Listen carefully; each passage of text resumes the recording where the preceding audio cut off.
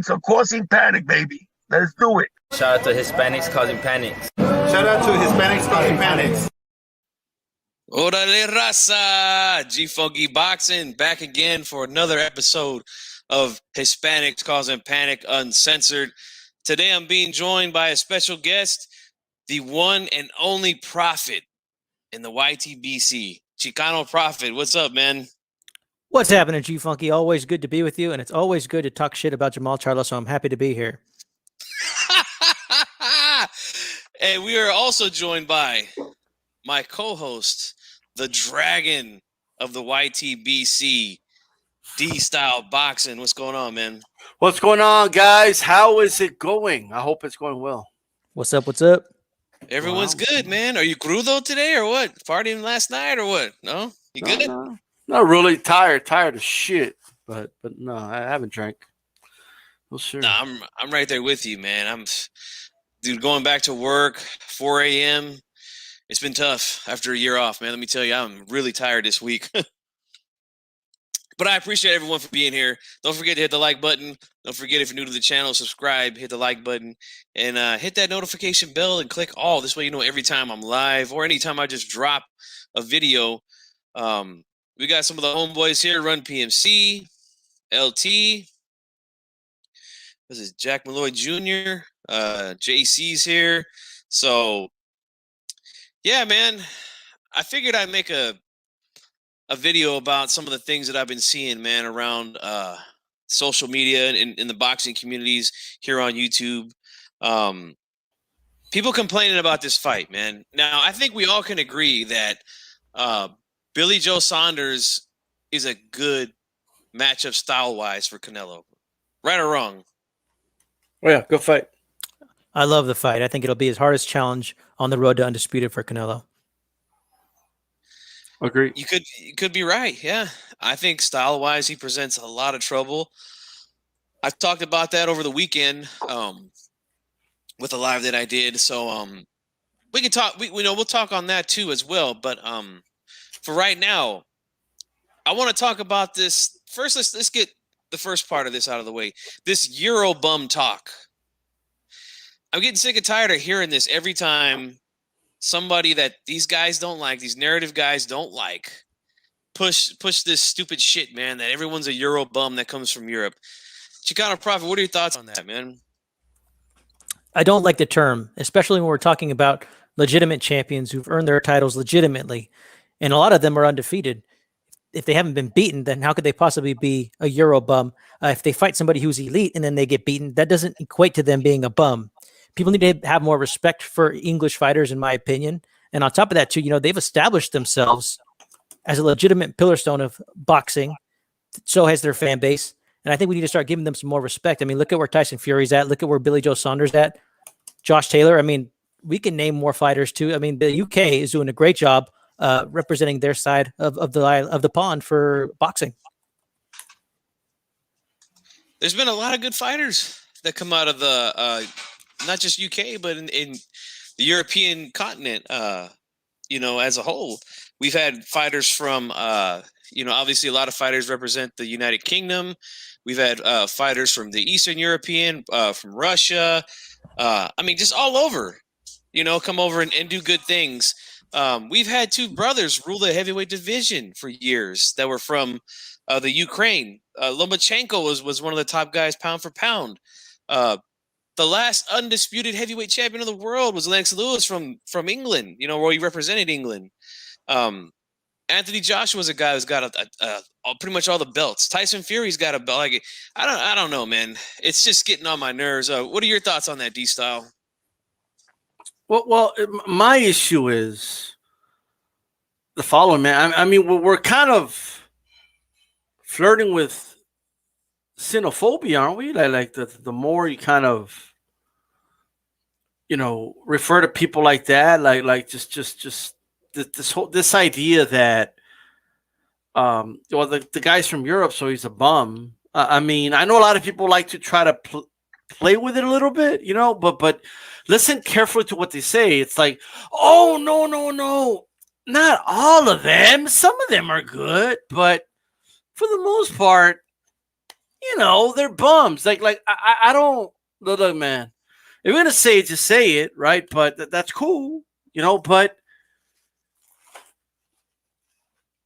I don't think that's cool though.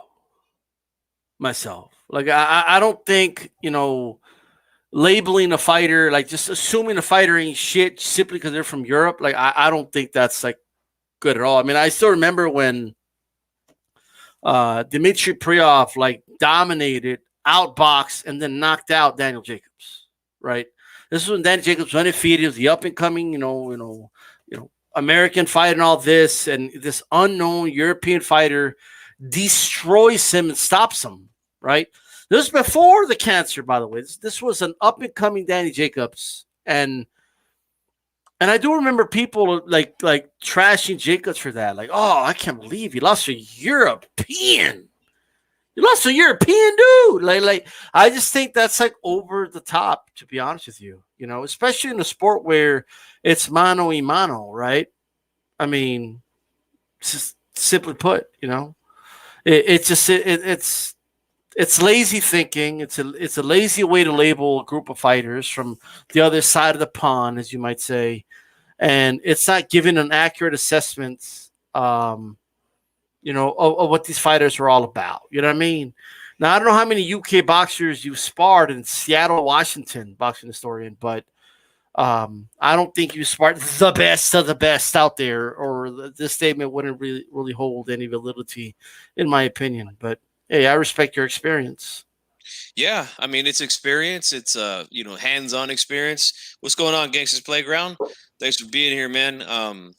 It's definitely a different style that the Europeans bring, but it's really becoming a thing these days. And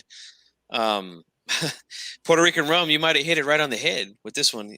Eurobum is code word for white boy. Let's be completely honest, and I'm not trying to start some racial stuff, just being honest. The only dudes who get this tag are the white guys. I mean, I try to test on Twitter, and I put the question out there. I said, why? This is the question I asked. Simple question. Why is everyone that comes from Europe a Euro bum? Like every time I see somebody getting ready to fight a fighter from Europe, they're labeled as a Euro bum. The only answer I got was, well, because they pretty much always overrated and lose when they come across the pond, right? Which is not true. I mean, look, like you hear, like that's so vague, bro. Like that's look. I know, right? Even we kind of spoke about it, like how Lomachenko was being overrated. Like I heard people tell me Chavez could beat him, like he would beat a prime Chavez at lightweight and stuff like that. I thought that was ridiculous, right? But that's how they felt. But yes, like calling Lomachenko the greatest of all time, I guess was definitely a stretch, okay, to say the least, right? But we have people out here, bro, like act like he wasn't good at all. Like, no, he was good, and he was the real deal. You know what I mean? Like there's a reason Tank didn't fucking fight him. That's why Tank ducked him. That's why he ducked him. And I'm going to say it again. Tank ducked the work. All right? Why did he duck him then if it's so easy and he was never that good? Why would he duck a guy like that? Why wouldn't he jump at the opportunity? The problem with the term is that it basically says they're inherently just bums, and a couple of them end up being pretty good. That's the problem with the term. Yep. That's what we hear all the time. Here's what I'm going to say, though. Billy Joe Saunders, who's going to be fighting Canelo in May, is not a Euro bum. Okay? Let's just get rid of that narrative right now. We're going to attack this narrative while it's still new, while it's still in the newborn stage, all right? Mm-hmm. Because none of these dudes really gave a fuck about Billy Joe until it was time to fight Canelo Alvarez. You know, none of them did. But to the title in the video here, my question to these guys is this. It's real simple. And I asked this same question on Twitter, and I got nothing but fucking crickets from these guys. What makes Charlo, because this is what I always hear. He needs to fight Charlo, or he ran from Charlo, he ran from Andrade. Those are the guys that he needs to fight. Well, if Saunders is a bum, or like they say, Euro bum, when he's done just about the same amount of work, if not more, than Charlo and Andrade. You know, then how come they're not bums? You know, and again, I got zero fucking answers on Twitter for that question. But am I out of pocket for saying that he might be slightly better than both of these guys? I mean, you guys tell me if I'm tripping, and you guys in the chat, tell me if I'm tripping or not.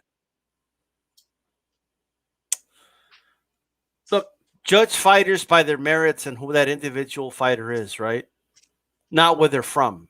Billy Joe Saunders is a good fighter. I don't care. I know he's from England. I don't care. I know what I see with my eyes. I know the guy's a good fighter. I don't care. He could have been from China. He could have been from Puerto Rico. He could have been from Brazil. Okay, he could have been from anywhere. He could have been from Montana. And you never get good fighters out of Montana. All right? But all bullshit aside, I don't give a shit. He could have been Mexican and fight that way. Whatever it is, he's a good fighter. That's it. Just saying, you're a bum is lazy, and you obviously don't follow the sport. If that's how you feel about it. Simple as that. Like, I'm seeing a lot of people that, like, casual fans, G-Funky. Casual fans that pick this up from the narratives and then they roll with it, right? Yep. My only thing to the casual fan is just imagine if, remember when the Mavericks beat the Heat in the NBA Finals? Yeah. And I ran around, like, I doesn't watch basketball that much, right? I ran around and be like, LeBron and D Wade and Bosh, they lost to a team that's led by a Eurobum. How are you gonna let some European Dirk Nowitzki beat you? I mean, basketball not even the number one sport in Germany. Soccer is. Are you gonna let this dude come here and win the NBA championship on you guys? That's how you sound. Of course, somebody would, like, I know enough to know that would sound stupid. You know, I would know enough to know, like, I know enough that, well, that guy, you know, he's an all-star. He's a really good NBA level starter caliber, you know, player. You know, at the time, you could definitely argue a top 5 in the league, right? So, I mean, that's how they sound to me. I agree. Chicano, thoughts, brother? I got to agree with you, G-Funky. Like, if we're actually comparing resumes, I'd have to say that Billy Joe Saunders definitely has a better resume than Andrade.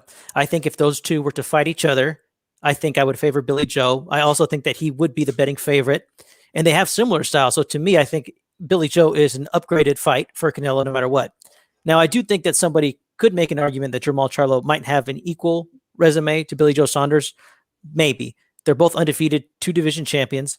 But the way that people are discrediting Billy Joe Saunders, like, we know what it's for. It's easy. It's an easy way to discredit fighters who beat them when you just call the opponent a Euro bum. It gives the other fighter no credit for what they accomplish, even if they fight a defending champion, an undefeated champion. So I think we need to just kind of embrace this fight for what it is. Like, I know that this is a good fight. Other people know that this is a good fight. In fact, if people weren't so busy trying to discredit Canelo, I would think that some people would convince themselves that Billy Joe Saunders could win this fight, because if you want to pick against Canelo, this would be the fight to take a hard look at. Also, the UK is a boxing powerhouse. Okay? Yeah. This idea, like, they're not in the mix, are you out of your minds? They own the heavyweight, a piece each of the heavyweight championship of the world. Okay? Josh Taylor, he's from Scotland. All right? He holds half of all the belts at 140. Like, you know what I mean? Beat Prograis. I mean, come on. Like, at some point, we just got to stop the nonsense. All right? Joe Calzaghe, like, slapped Roy Jones around the garden. They were around the same age, if not, you know, or so. Joe Calzaghe beat Bernard Hopkins. Like, what do you guys want? I'm just trying to understand here, right? Like, this, like, could a fighter be a quote-unquote bum from the UK? Sure. You know, or not. It doesn't have to be the UK, right? But it could be, like, anywhere in Europe, you know? Okay, cool. What about when Plant fought that one German dude? Well, why don't we hear that term? Right. It's nowhere to be found then. Or when Charlo or Andrade fight some guys from Europe, we don't hear, oh, he's fighting Euro bums, you know. And believe me, there are some guys on that resume that are from Europe that were complete bums. And let's talk about that right now. Matter of fact, sure. You know, because here's the thing, man. If somebody's going to just come on here and tell me, Charlo and Andrade are just head and shoulders above Billy Joe Saunders. I'm going to just flat out say this to you. Hell no. To the no, no, no. Hell to the no. Hell to the no. Sorry. I'm sorry. You will not convince me based off what all three of these guys have done that they're just head and shoulders above Billy Joe Saunders. I'm sorry. So I'm going to give the floor here to Chicano Prophet, man. I want you to break it down for us, man. Break it down and let us know. Let's start with Charlo. What's he done that's been so spectacular that makes him head and shoulders above Billy Joe Saunders and not a bum like they call him? Jamal Charlo, the YouTube hype job, the guy who's still undercarder. So we're supposed to ask ourselves and somehow figure out how he's a legitimate opponent for Canelo above a Billy Joe Saunders. Well, I think you'd have to be brainwashed. I think you'd have to be a cult to try to make that argument. This guy was still fighting 8 and 10 rounders up until he was 25. Okay, we need to start putting things into a little bit of perspective here. He's fought nobody of note until probably about 2015 when he won his first title against a 42-year-old Cornelius Bundridge. He hasn't done really anything. I mean, in 2016, he had a decent year. He fought Austin Trout, who was already Canelo's leftovers. And he fought Julian J. Rock Williams, which that fight has aged a little bit better. But, I mean, after that, dude, it's still a whole lot of nothing. Sebastian Highland. I don't know where that guy's from, but he... Wait a minute. Let's go one at a time. All right. Who's the first guy you named after? Let's go. I know he fought Trout and J-Rock back-to-back, right? Those are two good fights right there. So who did he fight after that? This guy named George Sebastian Highland. There's a title... Brother. Exactly. A one-legged nobody. While he was still undercarding it. We're going to do that every time I never heard of a guy. We're going to just do... Who? Sorry. Well, go ahead. The Highlander, bro. Oh, yeah. And keep in mind... Highlander was a show on the CW, bro. Like, right? It was a movie, too. Yeah. Oh, yeah. The Highlander, brother. You know, and keep in mind, this was the year 2017 where both fighters moved on from 154. So Jamal Charlo fights an absolute nobody, and that's his only fight for the entire year.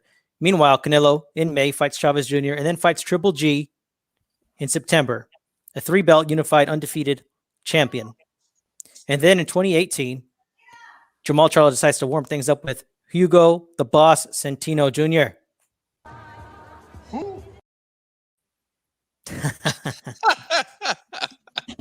I'm sorry. Santino Corella? What was that again? Never heard of this guy. The funny thing is, I have a true story about him, man. I was at Disneyland once, like back in the day, looking on boxingscene.com on my phone, and this guy pointed me out. I was like, "Oh, hey, I'm Hugo Centino. I'm a boxer. Follow me." And I just didn't really. I was like, "Okay." So my friends and I had like a running joke about this dude, especially because he kind of used to wear these stupid outfits. So for no damn reason, I would follow this guy's career and I would watch his fights. And when he signed on to fight Jamal Charlo, I knew that Jamal Charlo was just going to eat him up because he was never anything special. And so let's move on. I could agree with that. Go ahead. Yeah, man. But I watched his career for fun. And then after that, Jamal Charlo decides to fight a Euro bum, possibly by some people's definition, if anybody from Europe is a Euro bum, Matt Korobov.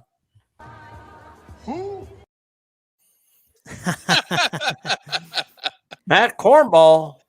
It's funny. A lot of people think Korobov beat him. They do. Yeah, they really think that. It was a close fight. I thought Charlo won it, but it was a lot closer than it should have been. Go ahead, Chicano. Oh, yeah. And so then 2019, in June, Jamal Charlo decides to face Brandon Adams.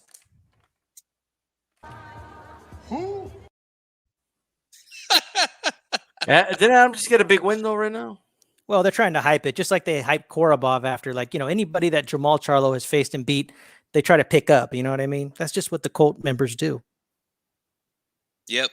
And guys, I just got to give you guys a warning. There's a big storm headed over our city right now. Hail, all kind of stuff. So if I cut out, it's because of the storm. I'm already having problems here with the TV. So just continue to go on, guys, and then I'll jump back on when I can. But go ahead and finish, Chicano. And in 2019, to wrap things up, he takes on Dennis Hogan. That's Hulk Hogan, brother. What you gonna do, brother, when Dennis Hogan runs wild on you? And he had an accent too, if I remember right. I think he's either British or Irish. I don't remember which. Oh, he's American, bro. What do you mean? Dennis Hogan? He's a real American. I am a real American. Fights for the rights of every man. The rights of every man. Come on, I am a real American. Fight for what's right. Fight for your life. Dennis Hogan. Who we got next, man? Who we got next? After that, Jamal Charlo continues to streak to fight middle-aged dudes, usually coming off a loss, and he decides to fight 34-year-old Sergey Deveryanchenko. Well, I can't do the who because we all kind of know who he is. So, to be fair, we all kind of knew Derevyanchenko was a name. He fought Jacobs, and I mean, a lot of people felt he beat Jacobs. A lot of people felt he beat Triple G. I thought he. I got one word. I got a phrase. About time. Right. Yeah. About that time. And we gave him credit for that because that was a big step up for him. And I don't know how many years, 5 years, Chicano, it took him to fight somebody decent from the J-Rock fight? Exactly. Well, I mean, flashing down and it hurts inside. Right. I think we all can agree. A lot of these guys, a majority of the guys on this guy's resume are this. Chain snatching, jive ass, monochrome motherfuckers. I mean, we're just being honest, right? I mean, that's a killer resume right there. I mean, just so much better than Billy Joe Saunders. So I'm sorry, no one's ever going to convince me that he's done so much more, that he's so much better than Billy Joe Saunders. Plus, I think Billy Joe presents more problems with his style than a Charlo would against Canelo. I mean, Charlo likes to throw power shots, likes to go for the knockout. He's much more stationary than a Billy Joe Saunders. I'm sorry. I mean, you could like these guys all you want, and say, hey, I think they'll beat him, or I think they're a better challenge. Fine, but to say that one guy's a Euro bum when he's done just about the same amount, if not a little bit more, that's just flat out hating, So let's go on to Andrade, man. You got Andrade's resume up, Chicano? I sure do, man. Well, you want to start in 2016? Let's do it. All right. Well, he only fought once that year, and it was against Willie Nelson. Who? Was that the country come on. You don't know who Will Nelson is, bro? On the road I thought he only fought dudes in their prime, though. What the hell? I looked at a couple weight classes too high, a couple of tickets too low, right? But come on, bro. Willie Nelson. Whiskey for my man. Beers for my horses. You know what I mean? Oh, boy. So who we got next, Chicano? Then we you got guys want a Willie Nelson song? Like I thought you did, but all right, go ahead. Not me, but I'll tell you this. So 2017, he decides to warm things up and get his WBA title against Jack Colkay. Who? I mean, one more time. Who? Jack Colkay. Man, y'all no-soul Willie Nelson, brothers. Come on. Willie Nelson's a name. All right, we'll give him that. On the road again. I just can't wait to get on the road again. Go ahead, Chicano. All right. In 2017, he follows things up with Alantez Fox. Who? I think his I got worse. nothing. I don't even got a joke for it. I don't even know that at all. This is getting worse for Andrade. Shall we continue, guys, or what? Let's go ahead. All right, man. Well, it's still painful. He gets his WBO Middleweight jumps up, get his second title against Walter Katonodowaka. I think. Oh no, what? I'm not even sure if I got that last name right, to be honest with you. You don't know what now? What would you say? Somebody asked me, who's that dude Andrade fought? I'm going to just say, I have no clue. Can't even pronounce the guy's name. Like, oh, okay. Next. All right. So that was his only fight in 2018. Then he goes to 2019 and he fights Artur Akavov.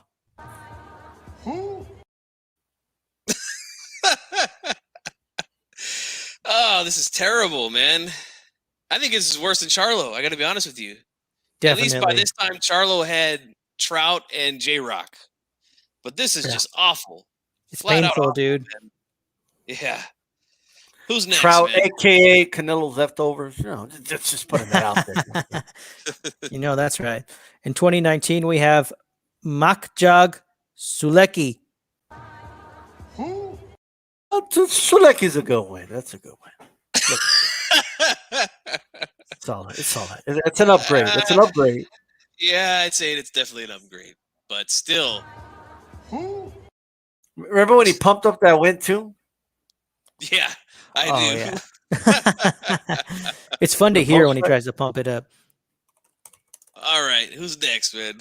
All right. And we finish things off with Luke Keeler. He's a killer, bro. He'll kill you. A killer, bro. He's gonna kill you. But Sulecki was decent, though. I'm not gonna lie. That was decent. Yeah. Sulecki ain't no Rocky Fielding. Sulecki's a tough opponent. Remember that shit? Like sit down. All right, like the fuck out of here. We can say a majority of this guy's fights are against guys like this. Chain snatching, jive ass, Maricon motherfuckers. Bunch of chain snatching jive ass. Wow. I'm sorry, man, but this is so what no you guys... wheeling, jet flying, limo riding. That's how they are. No, definitely not. Definitely not. So I mean, I'm sorry, I'm just not impressed. And I mean, should we dare? I mean, do we dare look up the rankings on some of these guys? I mean, I'm a little bit afraid to look up the rankings, to be honest with you, of some of these dudes. No. These dudes might be ranked up in the hundreds, some of these guys. Like this is awful, man. So if we could, let's look at Billy Joe Saunders. I want to welcome Run PMC, the GOAT, Mike from Boston. What's going on, guys? Yeah, I'm sure the rankings for a lot of these dudes are just awful. Some might not even be ranked. I mean, for real. So Saunders, let's. You got Saunders up, or you want me to get him? Yeah, I got him. All right, let's go ahead and look at what he's done. Sounds good, brother. Should we? Okay, so in 2015 he fights Andy Lee, so we can start in 2016 like the rest. So after the heels of the Andy Lee win, he fights Artur Akavov. Andy Lee's a good win, and that was for a belt at 160. Yeah. So okay, but the next guy is. I saw Andy Lee get knocked out by Julio Cesar Chavez Jr. here in El Paso, Texas. I'm just throwing that out there, although he skipped the post-fight test. That's a different story. Go ahead, Sam. Well, one thing we can give Andy Lee is that he's got one-punch knockout power. We know that. He's a dangerous fight. Might not be the most skilled guy, but he's very dangerous in there. But, yeah, that next guy was a who, okay? We don't know who the hell that is. So, who's next? Well, we go into 2017 because Billy Joe only had one fight in 2016, and then he goes on to fight Willie Monroe Jr. Now, I'm not going to give a who for this one because we all know who Willie Monroe is, right? Mm-hmm. Now Willie here's Monroe. Here's what's going to happen. Willie Monroe. Come on. Here's what's going to happen with these guys. They're going to say, oh, Willie Monroe, he's a bum too, right? But correct me if I'm wrong, guys, but wasn't Charlo supposed to fight Willie Monroe? Mm-hmm. And they brought it's okay if Charlo does it. You don't know the rules? Yeah. The rule is if Charlo does it, it's okay. Yeah. Exactly. Puerto Rican wrestlers having a hard time holding these Gators down. That's right, man. Yeah, it's okay for Charlo to fight him, and that fight never even happened because Willie Monroe tested positive for something. So they put Korobov in there, and Korobov arguably beats him in a lot of people's opinions. So we're not gonna discredit Billy Joe for that win, because But if he's good enough for Charlo, it's good enough for Saunders. All right. But Billy Joe's kid did go hit Monroe, and Billy Joe didn't do anything about it. Okay, that's not cool. Okay, but Canelo has his kids. Okay, your kid does anything to Canelo, then Valdez gonna come whoop your kid's ass. Okay, he'll be right there. All right, he's got Ryan Garcia. Like, you know what I mean? Who's next on the resume, Chicano? David Lemieux. Good win. I think that's a good win. Calix 2.0 is in the building. What's going on, brother? I liked the Lemieux performance. I thought that was one of Billy Joe's best performances. Not only that, again, according to the criteria of somebody, right, who calls people Eurobums, every time they cross the pond, they take a loss, right? Now, correct me if I'm wrong, but that fight was where? In Montreal, That's Canada? right. In Lemieux's back fucking yard. Canada. There you go. Bro, And you know look, Shawn Michaels wanted Canada, but he had to cheat, bro. That's a screw bread. Like this guy won clean in Canada. Think about that. Yeah. Hey, wiped him out. That was a complete shutout on my card. I didn't give Lemieux one fucking round in that fight. Me But either. how did you against Bret Hart, though? Sharpshooter, 30 seconds. He's out of there. So that's a good win. I'm sorry, but that's a good win. By the way, we need Canelo to win a fight in Canada, bro. He'll be like the king of North America. You know what I mean? I want to ask you guys a question here on the panel, and everyone in the chat that's here. If Charlo or Andrade fought Lemieux next, would that be one of their best fights and one of their best wins if they were to beat him? Top 3, top 4, easy. Oh, yeah, I agree. Easy. You guys let us know in the chat, too, if we're crazy or not. But I think that would be a huge win for both of those guys. And guess what? Saunders already beat him in his own backyard. Wiped him out. Wiped his ass out. Who we got next, bro? We've got Charles Adamu. Who? The GOAT here says, David Lemieux was always an average flat-footed fighter with power. All you need to beat him is a little footwork. Stop hyping Billy Joe for that win. Hey, no one's picking Billy Joe for the win. But the thing is this, Lemieux's a dangerous fighter. He's got power, not afraid to stick his chin out there and get hit, not afraid to mix it up. So it's a dangerous fight for anybody. Can I just say? Go ahead. Look, the GOAT, look. Average. There's almost 2,000 middleweights in the world, right? So you're telling me that he's ranked 1,000? You're telling me there's 1,000 middleweights that can compete with David Lemieux? We got to stop using these terms like average pertaining to what exactly, right? To what exactly? Like, you know what I mean? At the end of the day, David Lemieux was a top middleweight. Point blank, period. That's it. That's that. Sometimes we got to remove our opinion and conjecture and just go with the facts. Like that. Sometimes you just have to do that. You know what I mean? And I'm not gonna dispute what the boxing historian is saying here, because when you have a guy like Lemieux who's got one punch knockout power, he can literally end the fight with one shot. He's got a chance against anybody. I don't know if he beats Benavidez, but he's got a shot to beat just anybody. If he can catch you, you might be out of there, man. I mean, look at some of the devastating knockouts he's had on his resume. Now, catching the guy is that's the hard part. Look. Let me tell you something. Okay? David Benavidez will beat the shit out of David Lemieux. I'm just going to put that out there. I think he would too, yeah. Bruce Goes, what's up, man? Thanks for stopping by. So, I mean, I like the Lemieux win. I really do. So who we got next, Chicano? All right. After David Lemieux, we have Charles Adamu. He fought a moose. What? Adamu. Is that what he said?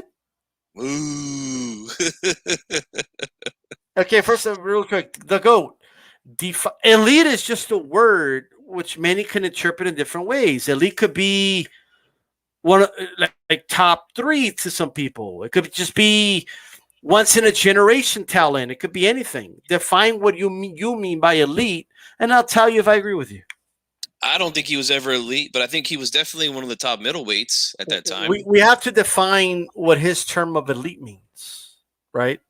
Big What does Dog he mean by Willie's elite? here. He's wishing D-Style a happy birthday. Says salute to G-Funk and Chicano Prophet, man. We appreciate you for being here. Run PMC says that Stevenson knockout was brutal. That was one of the best knockouts of the past decade. Let me ask you this. Just to stick to the word elite just for a second. Like, elite could mean, like, take any weight class. To me, the elite are the top maybe 5 of everybody in every weight class, right? To someone else, they could maybe look at a division and say, man, none of those dudes are elite to me, because they have a different interpretation of elite. It just depends what he means by elite. Yeah. Yeah, it's really a thing to the They have a different your discretion. What's going on, Calix? How you doing, bro? Echo. What's up? What's up? Oh, big mic. All right, there we go. How we doing, man? What's going on, Calix? How you doing, bro? You're playing the show or something. Big mic. All right, there we go. How we doing? You got an echo, Calix. Let's see. Playing the show or something. I'll just mute him for a second. Let me know when you're good, bro, and then I'll open the mic back up for you. So let's go ahead and continue, Chicano. After that, Charles Amu, whatever his name was. It's all right if you've already forgotten his name. It's okay. Yeah.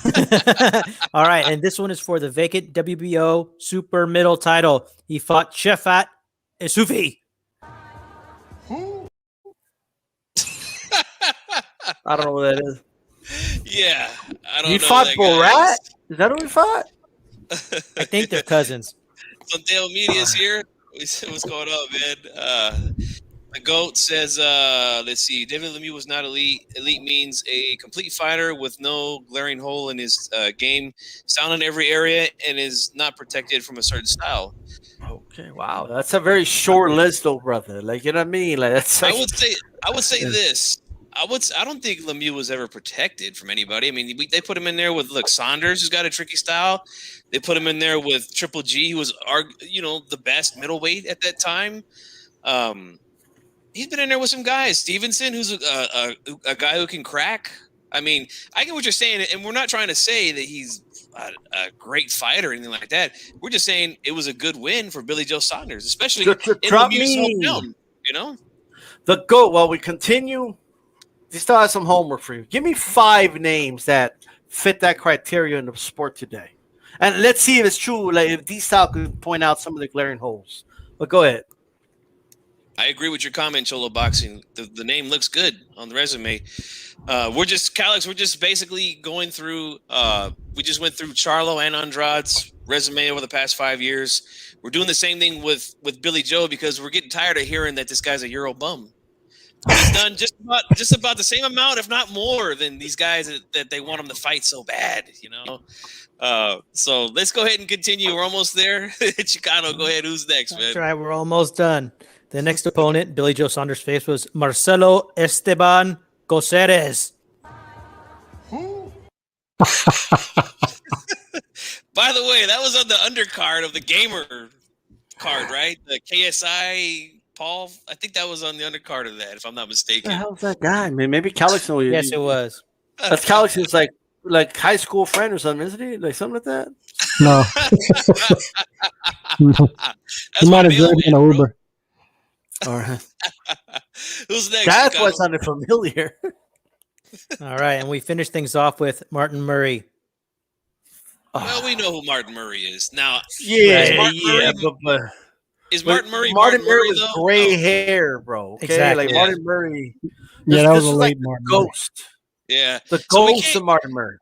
Yeah, we can't give it a who because we know who he was. But is he Martin Murray that we all know and love? No, he wasn't Martin Murray at that time. Well, I never loved him, but yeah, I got you. Yeah, I didn't love him either, but yeah, I mean, you get my drift. But I got to be honest with you, man. If somebody just came to me and said Andrade and Charlo are so much better and they've done so much more than Billy Joe Saunders, I'm gonna just tell them this. Hell no, to the no, no, no. Hell to the no, hell to the no. I'm sorry, man. I'm sorry. I'm just gonna tell you flat out. Hell no, they're not better. To the nah. No, right? Raider, que onda, vato? I buy houses. What's up, man? Calix, give me your 2 cents on this, man. Or if you want to give me your 50 cents, a dime, whatever, What are your thoughts on this? I'll give you my 50 cents. But no, I don't see how anybody's dogging this fight at all. It's a unification fight. Billy Joe Saunders is a guy who, for years, people have been saying if there's a style that would give Canelo problems, it would be this style. Correct? I mean, at 168, who boxes better using lateral movement, working behind the jab, very Let's athletic? just call it for what it is, guys. He's not black, guys. That's what it is. Okay, if he was American and black, this wouldn't be an issue. All right, but he's white and he's from the UK. That's what it is. It's the elephant in the room. Yeah. Okay, that's what it is. But go ahead. But also, I think people are going off of the past as well with the whole Euro bump thing. Because let's be honest, for a while there was this thing where the Euro fighters would come over here and get outclassed. But over the past decade, at least, that has slowed down a bit, right? I mean, we've had Euro fighters come over here and do well. And Billy Joe Saunders has a lot of I'd have the same critiques about Billy Joe Saunders that I would have about Andrade and Charlo. They both need to step up the competition. They all can be their worst enemy, especially Billy Joe Saunders. I've been very critical of him from stuff he's done, allowing his son to hit another man in the balls, slapping Deontay Wilder at a table and then running off, just doing stupid stuff like that was a punk move. I mean, he just can't get out of his own way. So I've been critical, but this is a tough fight for Canelo at 168, and it makes sense for Canelo to stay at 168 and fight the other guys with legitimate titles. I don't see how anybody knocks this. I don't see anything wrong with the fight. If you're going to go back to 160, I mean, Triple G makes sense over those two guys, maybe. I don't know, but those two guys need to step up and earn that fight with Canelo. They just do. And we're not saying you say that. It's just a narrative that's out there, man. Really is what it is.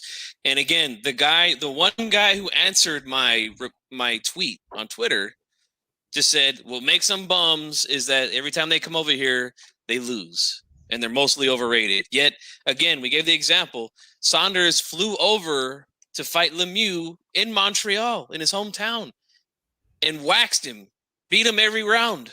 Not even close. That fight was not competitive, So that's out the window, and we're still looking for the answers. And I think that's really what it is. They want him to be to fight a black American, and he's done that already. So I don't know. I don't get the narrative, but we know how it is, man. Calix, and Chicano, I want you guys go ahead and drop your links to your channels, man. You guys subscribe to Calix and Chicano Prophet here on YouTube. We're being joined by another guest. We got Big Brian out of Seattle. What's up, bro? Combo, how you got? What's up? How y'all doing? We're good, man. We're good. Thanks for joining us. You want to chime in on Billy Joe?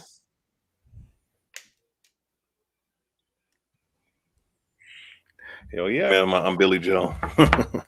I think that what you guys were talking about earlier about the UK, that's on the UK fighters and whatnot.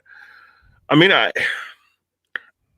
half of me will say part of it could be the whole white from the Europe side of things. People might have that stigma about those guys, but at the end of the day, I mean, it really goes into everybody that's over there that's from that culture. You know what I'm saying? What I think that, and they think like McCallie Boxing was saying a second ago, it has kind of died down because you have more guys out here from the British that have titles, like you guys mentioned before. There's AJ and Tyson Fury. Hopefully they're fighting for undisputed this year. Hopefully that fight doesn't get stopped. But I think there's a stigma because a lot of times, and it's just, this comes with boxing gyms, and even like on a lesser basketball, you know, you when you play basketball with people from Europe, or at least from the Euro League, or people that play like a pickup game with them. Yeah, they're very skilled, just like in boxing, they're very skilled. But one thing that you notice is that they don't have a certain type of gritness. Like I like the fight with Anthony Joshua and Andy Ruiz. I was watching it with a young senator who used to be on YouTube, YTBC back in the day.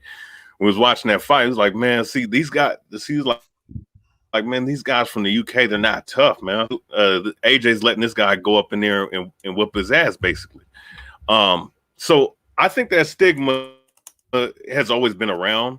I don't know as much racially driven as it used to be back in the day, but and there's something to that, you know. But at the same time, I think that we can't deny the great fighters that have came from the past, like John the Beast Mugabe, like Bob Fitzmaurice, Lennox Lewis, Brian Landon, Henry Cooper. There have been some very, very good fighters. I think isn't Oliver McCall UK too, if I'm not mistaken. Oh, you know, I mean, I don't know if Oliver McCall is. I'm not sure on that. Not Oliver McCall, but we get your point. But here's my thing though. Okay. Here's my thing, right? What about and I know like right. And I kind of agree with you that, like, I had Hopkins beating Kawasaki, but I thought it was a close fight, though. I thought it was a very competitive fight. Close. But who was the one putting on a show and in the ground, rolling around and trying to get a break? And it wasn't the British guy.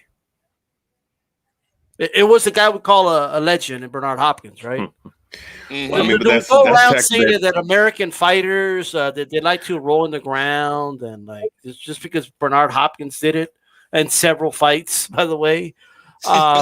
Is that like a thing that is really said like that? I mean, I don't know. Like, obviously, yes, there has been instances, and we witnessed of UK fighters faulting under pressure, right? We have several examples of that. Canelo has made several of them bend the knee, right? And then you had Joshua kind of like, and then like, I think maybe that there's in England, and I don't want to speak for them, and I would love from someone in England to be here, but I sense that they see boxing more. I'm sure they still see it as warriors and fighters, but they see it a lot like a sport. You know what I mean? And boxing is a sport, but they see it that way. They kind of see it like, you know, like if my eye's fucked up, do I really want to like end my career here, or should I just call it a day and bend the knee and that's it, right? I just don't think they see it as a big deal to quote unquote quit as maybe we do over here. You know what I mean? I think that's what it is. I mean, I just don't think they like shun their fighters the way we shun our fighters and this side of the pond. You know what I mean? But I'll tell you right now, Brian, I just think we need to know how to like really assess it, because I feel like a lot of people speak of it as if UK fighters are just inherently unable to be tough and just don't know how to fight and are just bums. I think that's what we're kind of referring to here. Because we know that can't be true, because there's been plenty of fighters. Look at Josh Taylor went through hell against Regis Prograis. Looked like the Elephant Man and showed us a lot of heart in that fight. You know what I mean? He had to use more than just skill to get through that fight. You know, there had to be something here and mentally tough here for him to get through that. You know, and this is a guy from Scotland. You know what I mean? So I just think that my issue with people that just talk about it as if it's a matter of fact that these Europeans just don't got it like that. And I just don't think that about any culture, really. So, I just think there's cultural differences and maybe there's different perspectives of how we see the sport. Maybe quitting. Like I saw Dubois actually get defended a lot by a lot of UK fans, saying he made the right choice. His career could have been over, and they defended him more so than shunning him. So maybe their fighters are more prone to say, you know what, enough is enough. I don't want to keep fighting here than our fighters do. You know what I mean? I think that's what it is. Yeah. And the thing is that let me say something about that real quick. Because no, go ahead, Brian. I think I got like a 10-second lag. Yeah, it's a little lag, but go ahead, man. Oh, just real quick, because 10-second lag, I'll see what you're saying. But yeah, I just want to say this just to add to your point. I mean, not every UK fighter is, you know what I'm saying? Not everybody, they're not just mentally or physically fragile like that. I mean, I think a good example would be Lennox Lewis. Was it Vitaly Klitschko? His last fight of his career. He showed a lot of grit in that fight. He showed a lot of grit against Vitaly in that fight, and mind you, the man was 250 pounds. He was the heaviest career. He was the least conditioned in his career, and he didn't do what he normally did, which was the straight pugilist, straight boxing on the outside, jab combinations. He didn't do all that. What he did was he went up in there and he brawled with Vitaly, sucker Vitaly in the brawl, and got that stoppage against him in the 6th round. So I think there's a certain stigma that's there that might be warranted, but at the same time, I do agree that there are instances that there are tough guys that come out of the UK. Otherwise, we wouldn't have greats like Smithsman and like Lennox Lewis, So I agree. Yeah, I want to read this comment here from IBT. The anti-Euro narrative is a false narrative used to discredit Canelo and to amplify or artificially pump Andrade, Jamal, and Benavidez, etc. when it's not proven that they are better. Exactly. That's all I'm saying. I mean, you could have your favorite fighters, but to say that they're so much better and that they just, like I said, head and shoulders above Billy Joe Saunders, I'm going to tell you this every time. Hell no, to the no. Every time. Can I make a quick point on all this? Absolutely. I think I like that basketball analogy that boxing historian brought out really good because the European players have really changed the NBA, and in my opinion, not for the better. That's a whole different discussion, but they brought flopping to the league and whatnot. So the European players have been seen, even though they're strong, physical European players, they're seen as a soft bunch in the basketball world. I have a basketball background, so I follow it closely, but boxing, it's tough to shake that stigma once that stigma arrives. So I think boxing, a lot of fighters from Europe that come over here find that stigma hard to shake. And unfortunately, I don't see Billy Joe Saunders doing well in this fight. I don't think he matches up well with Canelo. I differ from people on that. So I don't think he's going to help with that stigma at all. But we've seen fighters like Carl Froch, for instance, who was a very tough fighter who tested himself fight after fight after fight, who came over here and did that. So there are instances, and like I said, it's slowed down over the past decade, and I see that continuing into this next decade. But that is a tough stigma to shake. Absolutely. And I'm glad that you brought up the point of the matchup, Billy Joe Saunders versus Canelo.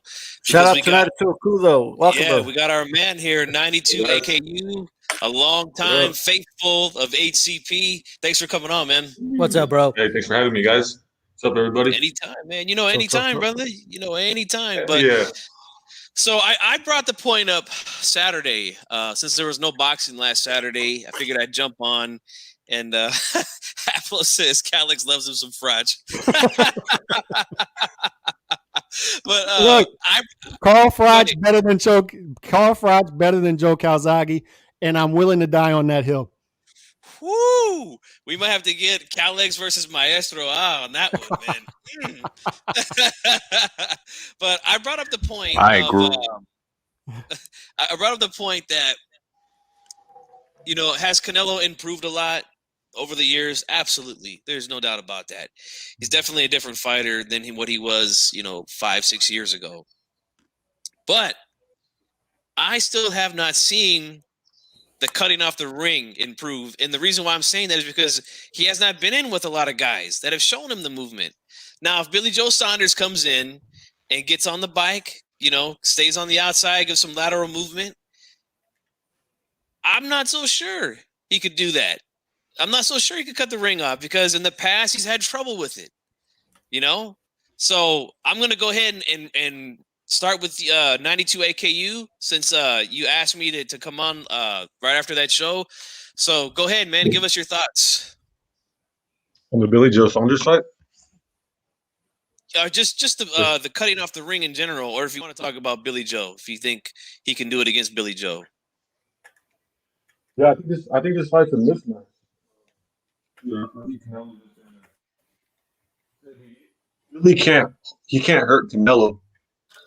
Like, there's no way he's hurting him. Like, he doesn't have that power. And it's just his record. If you just look at his resume, it's just he just doesn't have that power. Canelo against lower competition, he KOs everybody, or he stops them. And Billy, he goes like 12 rounds with him. So it's just we're gonna see what resume is really about, and I think this fight's going to prove it that resume matters. And you don't beat Canelo by fighting. I don't even know who's he fought these last couple of fights. I can't even name did he fight Martin Murray's last fight? Yeah, well, before we go into that, I never said he was going to beat him. I'm just saying that the movement could give him trouble, and that I haven't seen him cut off the ring effectively on guys that have given him good movement. That's all I'm saying, Gotcha. And that's what makes it an interesting fight for me, and that's what makes it an exciting fight for me because we all like the brawls, we all like the toe-to-toe action. Those are great fights, but also I love when guys have to think, when guys have to make adjustments during the fight, and in preparation for the fight, and seeing that mental war happen in the ring. I love seeing that as well. And I think that's what could happen here, How do you think Billy's going to fight Canelo? Do you think he's going to fight him kind of like he fought David Lemieux? I think so. 100%. I think so.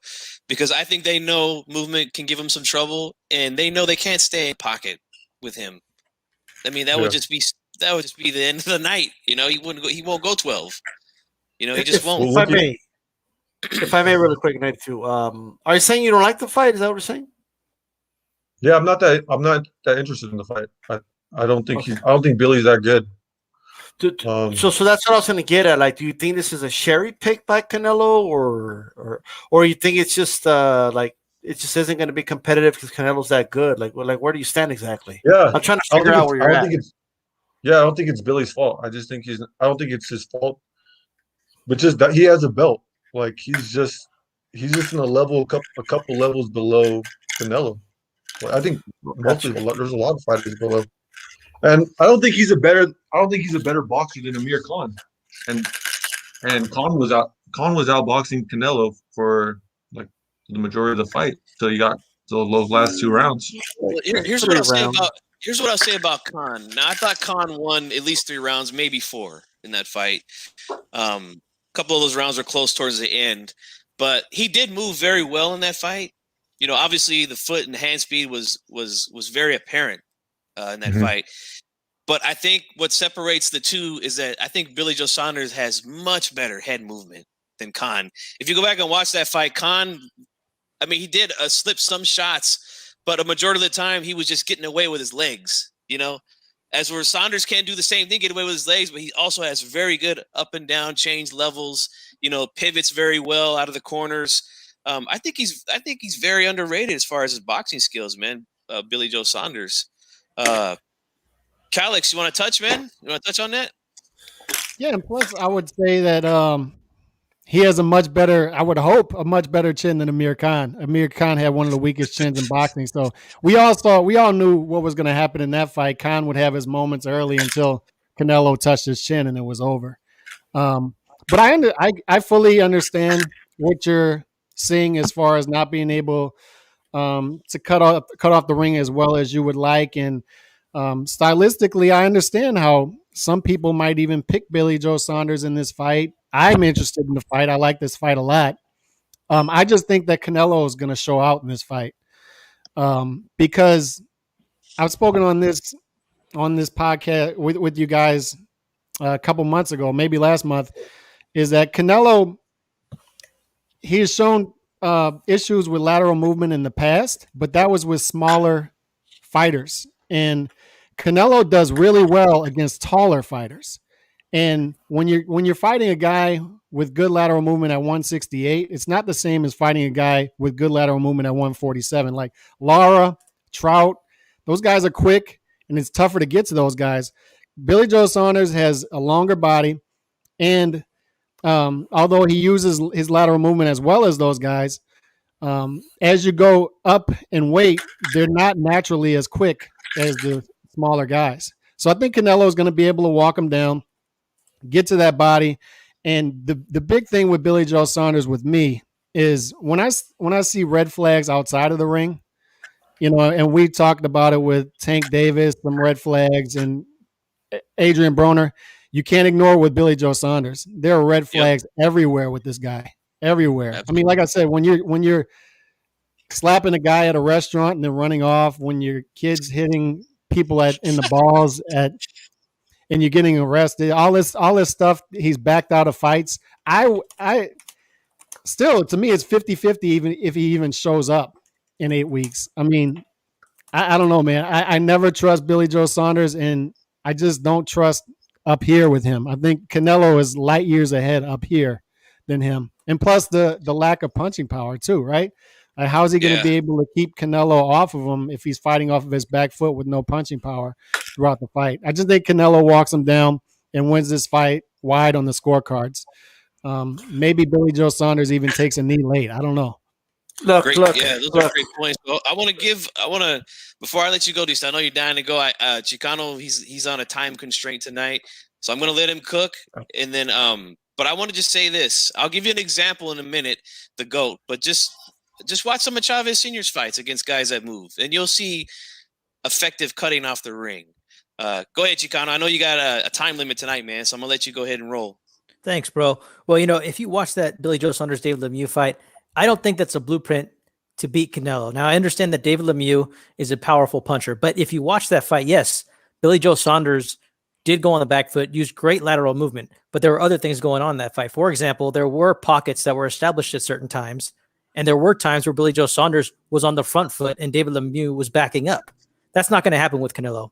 On top of that, too, David Lemieux, if you watch that fight, essentially has no left hand. Canelo has an excellent lead left hand.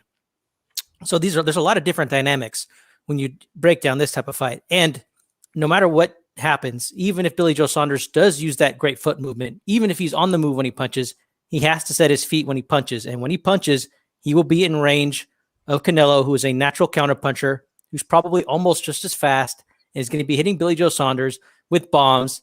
And after a little while, I just see it to where Billy Joe Saunders is not going to want to go into the beehive because he's tired of getting stung, and he's going to start feeling the pain as time goes by. He's not used to that type of elite level of a fighter, and we're going to see what happens. I mean, it's a good fight, and we do agree that this style will give Canelo problems, but I don't think it's any problem that Canelo can't solve at this level. Yeah, my answer is simply, I don't know if he can, because I haven't seen him do it yet. I'm not just going to assume that he can without actually seeing it. Like I did the same thing with Burchell. People telling me how much improved he was with certain things, and I hadn't seen it. So B Styles is chomping at the bit right now. So go ahead, bro. Look, when a guy decides to get on his fucking bicycle and not fight, it's not the job of the other guy to make him fight. You don't punish the guy that's wanting to fight because the other guy doesn't want to fucking fight and he's running away like a little bitch. Okay, you know who started this whole narrative? Okay, boxing fans that want to be elitist and I know more than you. Boxing's about running away and hitting and getting away. No, that's not what boxing is. That's not the point of the sport. The point of sport is about putting damage on the other individual and beating them in a fist fight. That's what the sport is. If you're running away, just because the other guy didn't cut off the ring, that doesn't mean he's losing. Just because he can't cut off the ring on you, you're the one running away. How about you come to him and fight? Now, do guys need to know how to cut off the ring? Of course. But you don't grade the fight by, he's running away. You weren't able to cut off the ring on him, bro. That's it. You lost a round. Nah, fuck you. That dude doesn't want to fucking fight. Okay, you punish motherfuckers that run, that are negative. There's a difference between being, defensively responsible and being negative. There's a difference between engaging, okay, and doing a good job pairing shots, bobbing and weaving, catching shots, blocking shots, making guys miss and punishing them for it. There's a difference between that and running away from the fucking fight. There's a difference. De La Hoya did in the last 3 rounds against Trinidad. Trinidad never cut off the ring on him, but we know he lost those rounds because he was running away. If you run away, you're not going to get rewarded because the other guy wasn't able to cut off the ring. Okay? You're going to get rewarded for the punches you land, but if you're not engaging for a whole fucking minute because you're running away, that's going to work against you because the other guy's the one making the fight. Because if he's not trying to make the fight, there is no fight. That's all I wanted to say about that. No one cuts off the ring on Lara, okay, for 12 straight rounds or for a whole round. That's not the way it works. Just because you don't cut off the ring on Lara does not mean you didn't beat him. All right? Just because you didn't get a sack on Mahomes doesn't mean that he's going to get a completion. Point blank, period. If a quarterback runs every play and you don't sack him, but he just throws the ball away, you don't get any sacks on me. Okay, but did you accomplish anything? That's all I want to say for now. Preach. You're on fire. I'll say this, man. Cutting off the ring, it's an investment. I spoke about this last night on ACP. It's an investment and it takes time. It's not something that just happens right away, especially with a guy who's an elite boxer with elite movement. Again, let's go back and talk about Chavez versus Taylor, the first fight, right?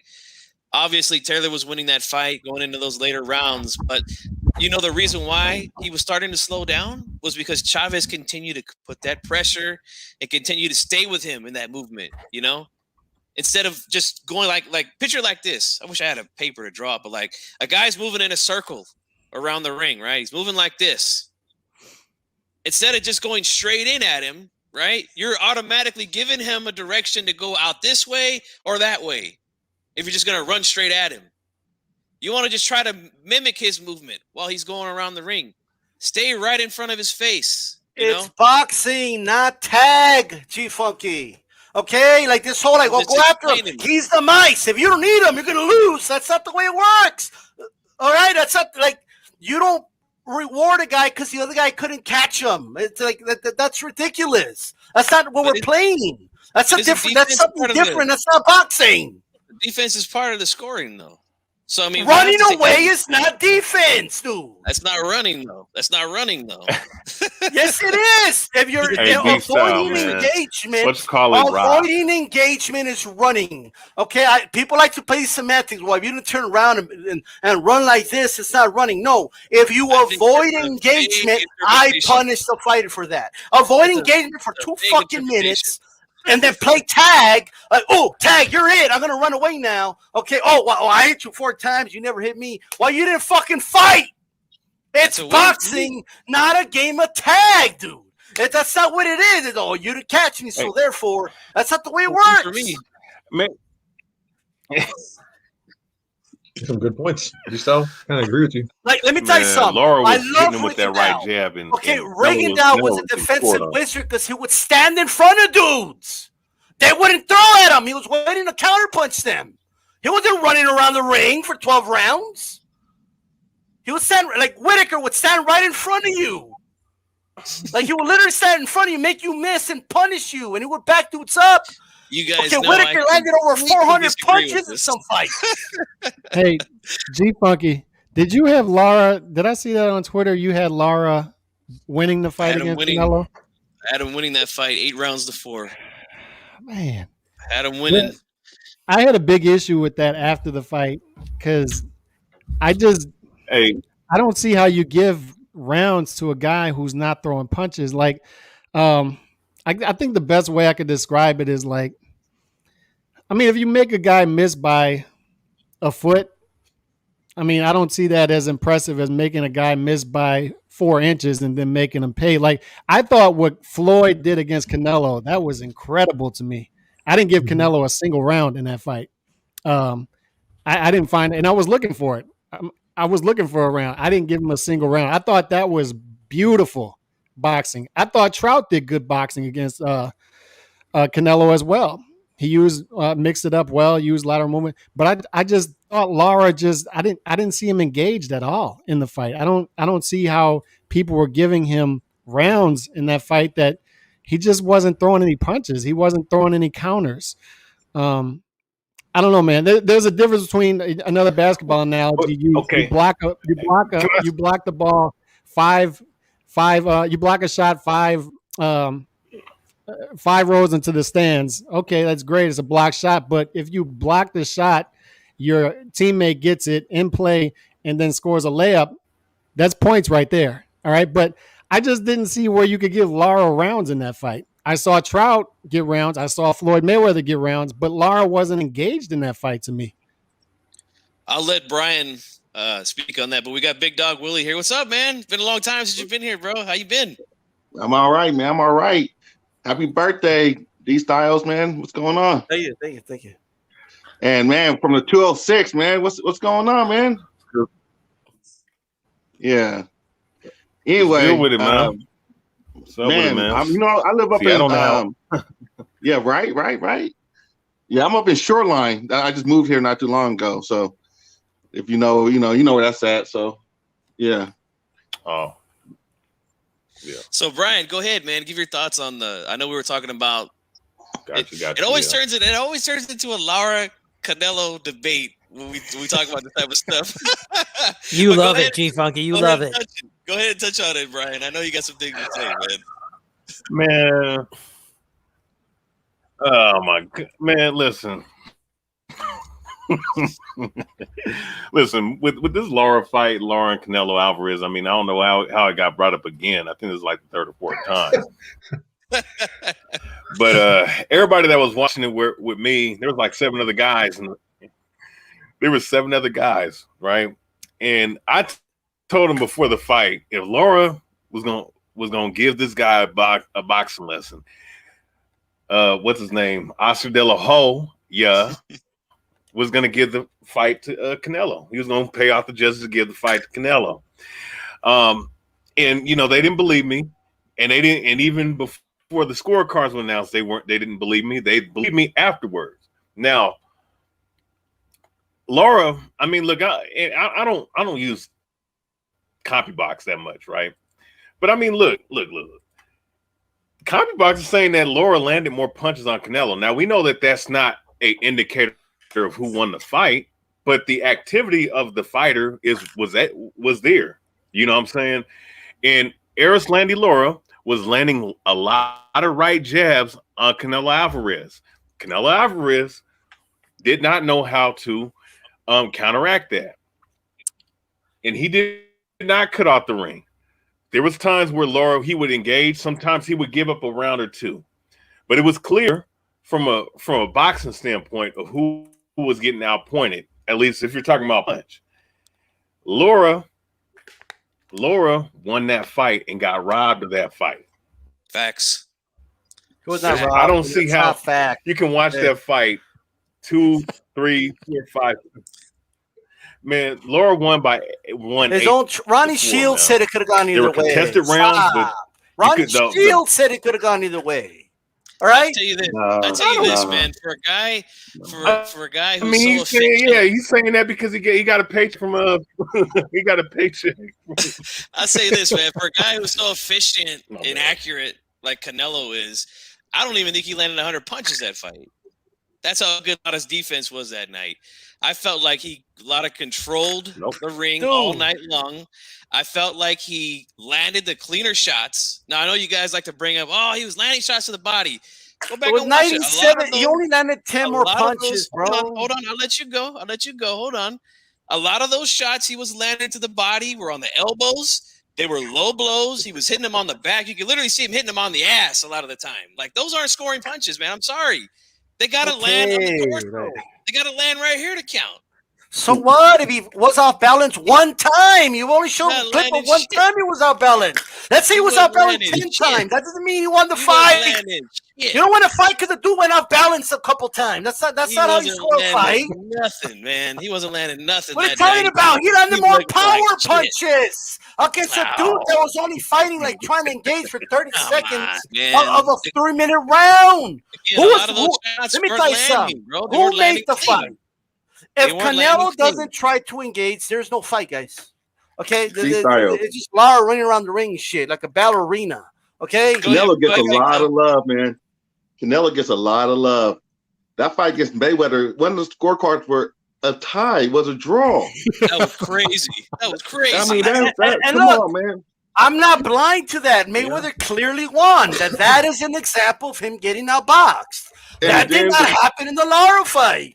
It's two completely different fights. No, but what we're saying, body shots on this sucker. Okay, he would land body shots on him, and he was running around. He didn't want to engage. But what I'm saying, lumps right here when he wears damn hat. This time, what I'm saying, you have to like literally do what Floyd Mayweather had to do to win a fight against this guy. Sometimes, maybe, you know, if Triple, like honestly, I thought Canelo lost that first fight against Triple G. I really honestly believe that. Me too. And you have to literally outdo Canelo. Well, wait a minute. So you give Lara, what Lara did against Canelo, you give Lara the fight. Come on. But when Canelo moves around, sticks and moves, you don't give it to Canelo, right? Got him. Because you got to stay consistent with the way you guys scored now. Got him right there. Canelo was rolling with shots. You got to count the shots he rolled. Did you count the shots that were rolled? What about the shots Lara rolled? What about the shots he made him miss by 20 inches and he's falling into the ropes? Man, we got to watch that fight. That happened once in the fight, G-Funky. That happened like 4 or 5 times. Nah, G-Funky. Man, Canelo was running for his life in that first fight, bro. Well, so Canelo was running for his life, Ryan, in the first fight. but Lara wasn't running for his life against Canelo, right? He gave him a boxing lesson. You see how like the terminology changes? You see how crits right there, man. Wait a second, man. We know that the Cuban fighters fight like that. We know that down in Cuba, they're taught to they're taught to counterpunch. That's not true. They're taught to not engage, be the first one to engage. Come on, man. When Canelo was running from Triple G, he didn't look natural doing it. He was really running. Like Laura, he was counterpunching him though. But when Lara does it, it's okay, right? Laura make him look Canelo good. doesn't. Why did you do it, Canelo? Laura was stunting on his ass that day. Basically, when the aggressive fighter comes in, he has a disadvantage if he doesn't start getting a lot of punches, because you're already prejudging that he should be hitting this guy a lot since he's an aggressive power puncher. And if the slick boxer starts moving around and you're being slick, then you're already going to give him the round based on just before he enters the fight. Know what I mean? I get what you're saying, but I don't score fights that way. I score every fight the way that happens, and I score each round according to the criteria. And I just feel like Lara, to me, showed the better defense. I feel like he was the ring general, and I felt like he landed the cleaner shots all night. That's just what I saw. So you're telling me that if I push you, right, and you're like, well, what you pushing for? Let's fight. And all I do is like stay away from you. You know what I mean? And that's all I do, right? And then they break us up. I could say I won the fight. That's not what happened, though. That is what happened. He was running around. That's not what happened. He was playing tag. We got a couple new guests here. We got, well, not new. IBT is here. He's the first time here. Thanks for joining us. And we got Nopal Baxianos here. So what's going on, guys? Salute. What's up? How you guys doing? Up? How you guys doing? Good, man. Good. You guys want to chime in on the topic here? Go ahead. Fire away. Go ahead, IBT. I'll go after you. All right. Yeah, I was just listening in, and I wanted to talk about kind of like the scoring criteria, right? Because I don't believe that someone fighting on the back foot is inherently running, but I also don't believe that being on the back foot means you're outboxing them, right? And I think there's a certain way that you can outbox people while fighting on the back foot while not being a negative boxer, right? The examples he gave of Erislandy Lara fighting negatively versus Canelo, that factually cost him vital rounds in that fight. Oscar De La Hoya fighting negatively versus Felix Trinidad, that cost him the fight. He was winning halfway through the fight. He abandoned the game plan that was working, and he opted to win 7-5, but he miscalculated and he ended up losing the fight. Right? It was a matter of a swing round or two, and he lost the fight. You can look at guys such as Oscar Valdez versus Miguel Berchelt. A lot of people were anticipating for that bout to be two guys on the front foot having a war, brawling, and although it was an exciting fight, that isn't the fight that we saw. We saw Valdez using angles. We saw him using movement. He used his superior speed, his superior defense, and ultimately finished off the fight with his better timing and defense, right? He was boxing off the back foot against the larger Berchelt, and he was able to do that by using his speed, using lateral movement, and using his angles properly, using counter punching. And that's why, even though he was boxing on the back foot, you wouldn't have really realized that until you think about it, right? You'd be like, well, damn, he was tagging up Berchelt the whole night. But it's not like he was walking Berchelt down. So I think there's a middle ground here. I think that, yes, historically, we have seen Canelo struggle more against fighters that are on the back foot compared to fighters who are coming at him. However, I also want to say, I think that weakness has been greatly inflated and it is almost outdated. I feel like that is something we saw when he was fighting at 154 versus Trout, even though he won those fights versus Lara. Obviously, Floyd was boxing and he was on the back foot at moments, but he was also bringing the fight to Canelo at points. And it was his ability to change up the tempo, stand his ground, land his counter shots, and then move, which was giving Canelo so much difficulty. He didn't maintain one pace or one gear. He was changing it up. And I think that Daniel Jacobs tried boxing on the back foot. Sergey Kovalev tried boxing on the back foot. And Triple G tried boxing on the back foot in the second fight. And all three were unsuccessful in their attempts. Well said. And like Brian said in the chat, we respect everyone's opinion. Everybody here has a different opinion. We respect it, but we respectfully disagree on the way that the fight was done. My thing is this: I mean, could Canelo do it? Absolutely. There's no doubt about it that he could learn how to cut off the ring effectively. And if Billy Joe Saunders comes out and moves, he could definitely do that. But what I'm saying is this: I'm not just going to assume that he can without me actually seeing it first. Because I know you brought up the examples of Jacobs and Triple G and Kovalev, but I mean, those guys, they don't move as good as a Billy Joe Saunders can. He beat Lara. He won the fight against Lara. Lara gave the fight away because he didn't want to fight. Okay? It's already happened. He's already shown you that he could fight a dude that doesn't want to fight. He's already showed you that. Here's what I say to this, man. Hell no. Yeah, but you're putting Billy Joe Saunders with the levels of Jacobs, Kovalev, and the other guy. Like Billy Joe is not at that level. Hey, Funky. Triple G. You could be right. Chicano, go ahead, bro. Dude, why don't you pick Billy Joe Saunders then, man? Make it happen, man. Tell us what you think, bro. Do it then. I feel like that's what he wants to do, huh? Yeah, go ahead, Nopal. Go ahead. Yeah. I think, what I always do, because I thought it was kind of a close fight, I thought Canelo edged it by like 2 rounds. So I will admit it was kind of close, But what I always like to look at personally is I see the Angulo fight versus Erislandy Lara, and you could clearly see that he wasn't fighting the same way he fought Canelo. You could clearly see that he was engaging a lot more with Angulo, and that's what got him in trouble. So, you know, he got dropped, 2 or 3 times in that fight? 2 times, yeah. And people, I mean, I guess the scorecard still showed that that even though, you know, that the way it got stopped or whatever, it still showed that Lara was ahead. But I think Lara learned something right there. He learned that, you know, with a guy like Canelo, his only chance would have been to survive, basically. So he had his game plan outlined big time. And Luis de Cubas is known to have, you know, to have some influence in those game plans. And he had that game plan pretty set, man. We're surviving because we ain't going to get knocked out and have our career go downhill just because we got knocked out right here, you know? And that's what I think. Seriously, I believe that. And another thing that I believed is that footwork that Lara used in that fight and that game plan, that would have worked against anybody, basically. Imagine if he would have did that versus Floyd. I think Floyd Mayweather would have had trouble getting, catching up to Lara on that one, bro. Seriously. It's just, I mean, he flat out had that game plan to just survive, basically. Get a jab or 2 in every once in a while, and that's it. You know? Hey, Chief Funky. Yes, sir.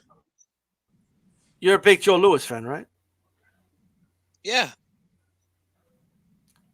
So Joe Louis, technically, I mean, he had a hard time with Jersey Joe Walcott because Jersey Joe Walcott's movement with his feet, right?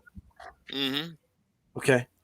So, like nobody says, man, Joe Louis. He did win the fight by knockout, though, the rematch. You know what I mean?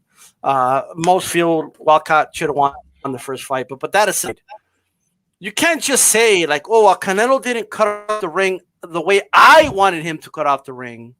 You know what I mean? And he wasn't like just cutting off the ring on him the whole fight and didn't stop Lara in the end or just dominate the last few rounds. So therefore, I got to give the fight to Lara. Like, you know, sometimes they're just guys that are going to give everyone problems anytime. All right? Like just because they're that good on their feet, right? There's athletes that are always going to give guys problems. And it's not because other fighters are inadequate or they're just not good at doing something. It's because the specific fight, in this case, Lara in his prime, was just really, really good. A gold medalist, a guy who, you know, had a great transition to the pros using this style, okay? Who, by the way, got more negative against Canelo than he was against a Paul Williams, where he's landing left hands all night on Williams and snapping his head back like round after round after round. So I'm not talking about his style and the way he fought, or just in general. I'm talking about the way he fought Canelo, okay? He was getting hit to the body. Canelo did land on him, despite you could shake your head all you want, bro, but we all saw the same fight, all right? Okay, you have selective memory when it comes to that fight then, right? Oh, no. Because Canelo never hit him. Canelo never did anything in that fight, but we have plenty of reasonable people that scored that fight for Canelo. Well, here's what I'm hearing. I'm hearing things that just, like, literally shouldn't even be mentioned when scoring a round. Like, I'm hearing things like, well, you never hurt him. Like, what does that mean? You don't have to hurt a guy to win a fight. That's not even in the scoring criteria. It just says clean punches. It doesn't say who lands the harder punches. It just says tell me that you could just tap a guy like this and it counts. It's the same as landing a nice right hand to the body. Yeah. You're saying it's equal? It's not the same thing. That's the way I interpret it. That's why you judge. That's why you look at it and say, I'm going to give more credit to the guy that landed the big shot. No. The rules clearly say you land a clean punch. If that glove hits you in the fucking face, whether it's hard or not, it bounces. Clean, effective That's an interpretation. punches. That's an interpretation. It never said that. It says clean punch. So to you, a tap is the same as a hard shot to the body then? What are you telling me? You're going to go on record, you're going to say that? If a guy hits you in the face, clean, it counts. You can make it. So you're telling me that the way you want. Your interpretation of clean, effective punches means it counts. No, but you're not going to be a judge and say, you know what, that big hard shot, I'm going to give him more validity than the little pity-pat shot. You can't just make that judgment call. Is it really that difficult? If I see a guy landing more clean shots, no wonder you never give close fights to Canelo. He's winning. No wonder you never give a close fight to Canelo. He's winning that round. You never give Canelo a fair shake. Oh, here we go again. Never give Canelo a fair shake. You see how these guys somebody said it. Amateur boxing. Dude, YouTube needs a fire. Nobody's scoring that says amateur boxing. But it was clear that Laura was outboxing him. It's very clear. I don't consider that outboxing him, man. Neither do I. Clear. You know, and I got a question for the panel. So here's my question. You know, we're all saying that, you know, how does Canelo win a round if he can't cut off the ring? But even G-Funky has Canelo winning 4 rounds. So obviously Canelo did do enough in certain rounds to be able to win against a style like that. So what do you all think about that? Absolutely, man. That means we're making a little bit of progress here. 4 rounds. G-Funky scored Trinidad over De La Hoya because De La Hoya was running in the last 3 rounds. It's unbelievable. Now that's running. That's running right there. G-Funky. Yes, sir. I thought Trout did better than Lara against Canelo. I'm just being honest. Like, I thought he did a great job walking into the Lions Den at the Alamo Dome. I thought he did a good job of mixing things up. I think you can make an argument that Trout won that fight. I had Canelo winning that fight by 1 point, the knockdown. All right, I thought it was even on the score, 114-113. The knockdown was the difference.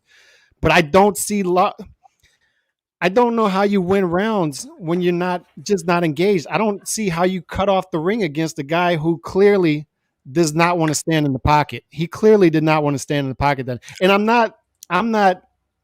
I fully submit to you that Canelo always has that judge in his pocket. 114 for Mayweather was ridiculous. Like I said, I had to fight 120. I had to fight 120 to 108 for Mayweather. I thought that was Mayweather's up there with his fight with Corrales. That was one of his best performances in his career. I thought that was a boxing lesson. Unbelievable. But and I thought Triple G won the first fight against Canelo. I had Triple G winning the first fight. So I've scored close fights against Canelo. I just don't see where you saw. How do you see Lara winning that fight? He didn't stand in the pocket at all. Like, not at all. My thing is this. I don't see where it says you have to stand in the pocket. You don't have to stand. You don't have to do that. You don't have to do none of that stuff. Well, then you're a trash judge. Here's one thing I think then you're a trash judge. You're a biased. You don't expect guys to engage. Like, you don't expect them to get in the to actually engage in the sport of boxing, right? You think it's okay to be negative, and a pity pat shot is the same as a big, hard shot to you, right? It's the same thing. According to the rules, it doesn't matter. So it doesn't matter what I think. It does matter because you judge. You're asserting that. That's not even. We wouldn't need judges. Criteria. We could just count. In that case, they would just count the punches. They would just count every time a glove hit somebody. In that case, you wouldn't need to judge anything. You're better than this, man. Come on, man. Come on. You're better than this, bro. I think IBT wanted to spit some, but so I don't know. Go ahead, bro. Go ahead. Yeah, I disagree with the notion that a jab should be worth as much as a power punch. As do I. Right. That's amateur scoring. Yeah. So listen. I'm looking at both fights. I'm looking at both fights right now. What I'm seeing is clean punching. Every time I've seen the rules, the criteria before a big fight, it says clean punching. I've never seen it say hard. The guy who lands the harder punches gets more credit. To me, the only time a damn hard punch counts, like power punching, if you drop the guy, then yeah, definitely you get an extra point. But if you get outlanded, right? You get outlanded 20 shots to 5 in the round, and one guy lands 5 bombs while you get hit with 20. Like, I'm going to give the other guy that landed 20 the round. I'm sorry. That's an extreme example, though. Yeah, that's a massive discrepancy. Let's say it's 8 jabs to 5 power punches. That's it. The other guy didn't land any other jabs. The other guy didn't land any other power punches, right? Are you saying you would inherently? Sorry. No, I'm sorry. I'm just saying. I will give him that criteria because there's 4. Remember, there's 4.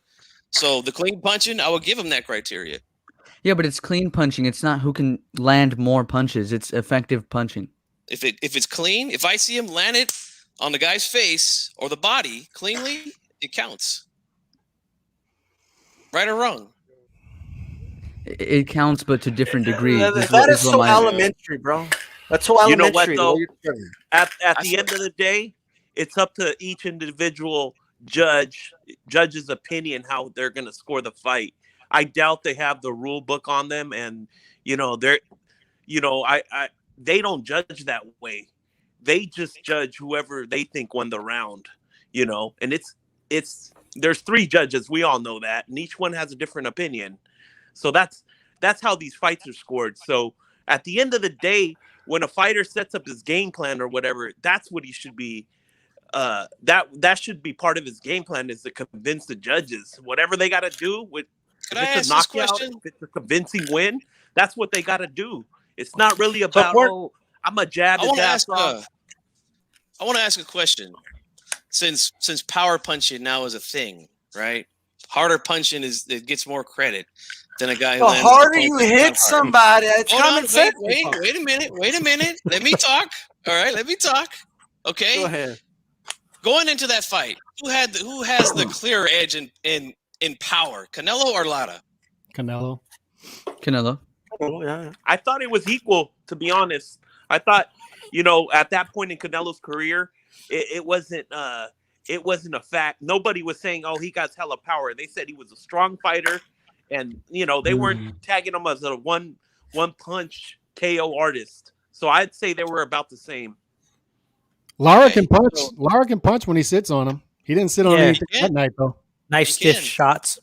But we all can agree that Canelo's the harder puncher, right? So Yeah, does that but mean you're automatically gonna just favor him in that category because he hits harder? I mean, that's what I'm hearing. No, that's not what it is. Because I can That's what say I'm that. hearing. No, but hold up. Because I'm going to use this example again. Valdez Burchell just happened, fresh in our minds, easy to think of, right? Burchell hits harder 7 out of 7 days, 365, right? That guy's right hand will do more damage than Valdez's right hand.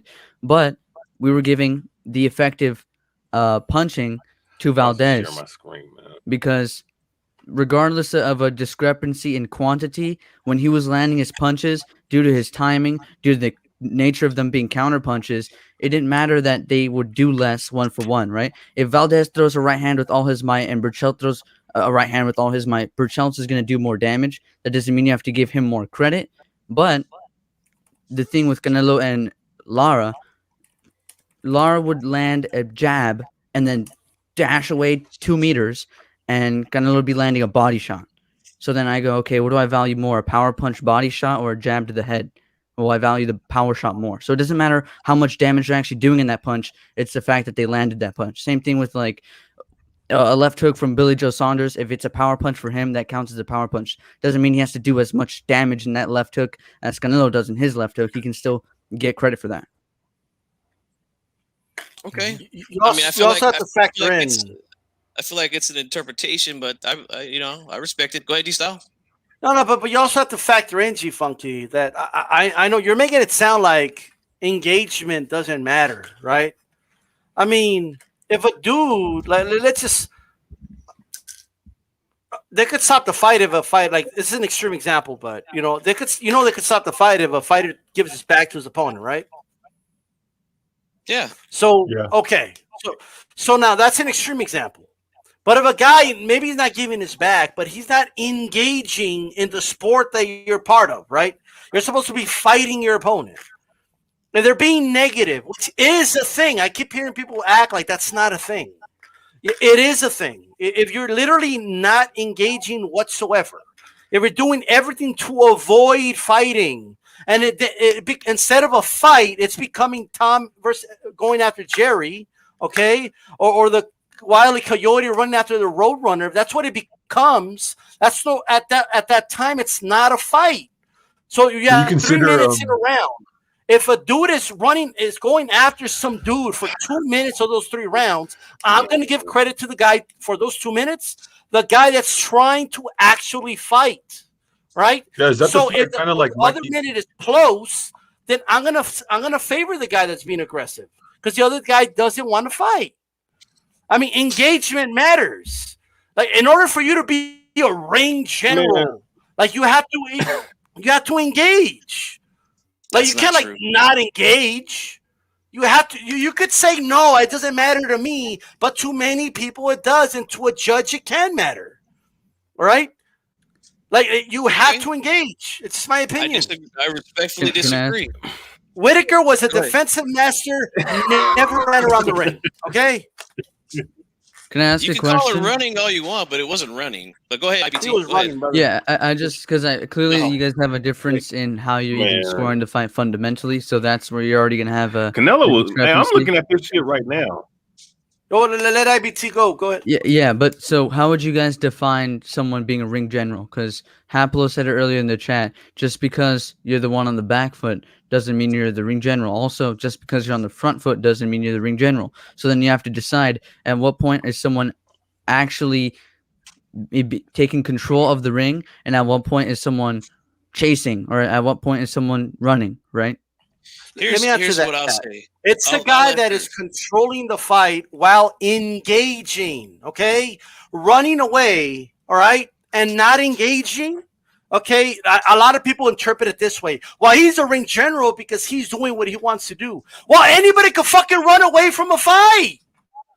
Like that's like what are you doing? Like, horrible you're not interpretation.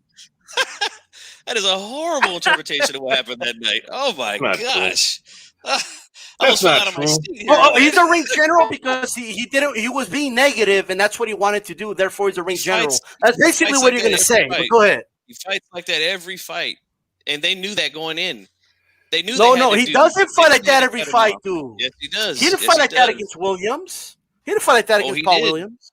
It was just Williams was there to be hit all night. There's a difference. Oh, and Canelo wasn't, right? Canelo wasn't there to be hit all night. Canelo couldn't catch him. Canelo couldn't catch him. But Canelo wasn't there to be hit all night like Paul Williams because was. the motherfucker was too slow. That what he That's said? why. His ass was too slow. Look at what he just said. Williams was there to be hit all night, and Canelo wasn't. You just admitted it.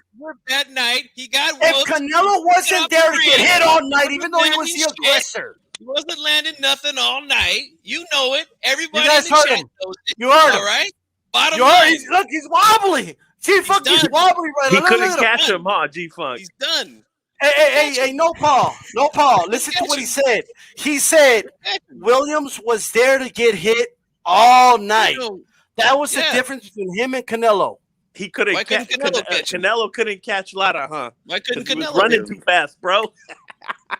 Okay. Well, Williams never caught him either, brother. What are you talking about? That's a cop out. That's a classic. No. He's You doing said a horrible Williams job. was there to get hit all night, which means Canelo wasn't, right? Hey, you know what though? Right there, I really never thought it was Canelo's job to catch the guy, to be honest. And that was the mistake Canelo made, was to go after him. He should have just kind of stood there and said, "Come over here," and then we'll see what Lara would have did. Same thing with Billy Joe Saunders. That's what he does more now. To catch the dude. I don't know where. Let me say his opinion where he's gonna run around the ring trying to chase the guy. Yo, you don't gotta do that. Hey, really quick, I like how Chief Funky's like, well, you guys are saying things like he never hurt him and he hit him harder, right? Very reasonable things to say, by the way. But Chief Funky brings up, hold on, Chief Funky brings up he fell off balance against a rope, like if that's a way to score a fight or some shit. You know what I mean? Like, come on, he didn't cut off the ring the whole night.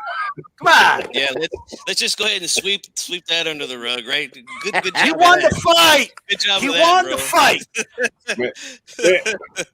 Hey, if Saunders does the same thing, can I say something just real quick about this? Can I say something just real quick about this? Can I say something real quick about this, man? Because I'm looking at this. I've been watching this from the 8th round all the way to the 12th while you guys been talking, man. Look, man, Canelo did not cut off the ring against this dude, man. He was getting fucked. He was getting pop shot from the 8th round all the way to the 12th. I mean, he landed a couple body shots. When he got him up in the ropes in the 12th round, he landed a nice upper right uppercut left hook combination. But I mean, I can go from, if I was to watch this from round 1 all the way to round 12, I'm pretty sure we'd be seeing the same thing. I don't see how Canelo Alvarez was boxing this man. He couldn't cut off the ring, and he was getting pop shot, elite left hand, and he was getting jab, 1, 2, 3 on his ass. Man, you're talking about the Mayweather fight. No, he did not win. He didn't win this fight. Hey, boxing historian, what was your scorecard on that fight? So you had a clean sweep, 8-4. So you gave Canelo 4 rounds, so it's unreasonable to give him 2 more rounds? 8-4 is not a clean sweep. No, what I'm saying is, have you found 4 rounds to give Canelo in that fight? No. A lot of those. No, hold on. Wait. Let me make my point. If you gave Canelo 4 rounds, a lot of those rounds look almost identical. Like, it's not unreasonable to give Canelo 7 rounds at that point. If you gave him 4 rounds. You have to be. Galaro was really running away every round, and he never really cut off the ring. Look, man. You guys said he never cut off the ring. So how did he win those 4 rounds if he never cut off the ring? How did he win those rounds? Explain to me how he won those rounds if he never cut off the ring. This is terrible. No. Man, my point is, you don't have to necessarily cut off the ring to win rounds, right? You gave him those 4. Just tell me how he won those rounds. No. I want to know how you gave him 8. I want to know how you gave him 7. That's what I really want. You know what? No. How did you give Canelo those 4 rounds if he never did what you wanted him to do? He picked up the pressure. He picked up the pressure in those rounds, and I gave him those rounds. Man, look, it's not those about. Those were few and far in between. Few and far in between that night. Missing a whole lot. You guys like to bring up the fact that he boxed so well against Triple G the first time, made him miss all the time. That's all good there, but it's not good when someone does it to him, though. Like, that's what I'm hearing here, man. Oh, you can't compare those 2 fights whatsoever, because Canelo went in there and engaged the fuck out of Triple G. It's Triple G that was, your boy. Hitting the distance on fight 1. So you can't compare those 2 fights at all. Okay, I'll say this, man. When I hear running, I hear a cop out. Like Lara wants to play tennis. Well, I'll never have it. But he wants to surf all the time. All this, again, all this stuff is unsubstantiated, by the way. Like, it doesn't say in the rules that just stand there and let me punch you because it's fair to Canelo. That was his game plan, to move around the ring. Yo, can I go? Lara wants to win in swimming without getting wet, right? Is that what you're telling me right now? He controlled the ring all night. Lara wants to be the swimmer that doesn't get wet and shit, and and win the race and shit. You know what I mean? You gotta get wet in there. You gotta fight, dude. All right, just get engage.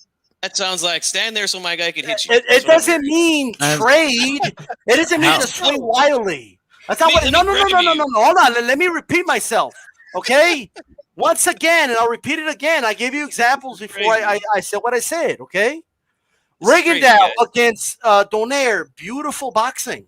Okay, that was a great display of boxing. Was standing in front of Donaire the whole fucking night. Okay, and had Donaire cowering at the last few rounds of that fight. That was a beautiful display of boxing. Okay, what Mayweather did to Canelo, beautiful display of boxing.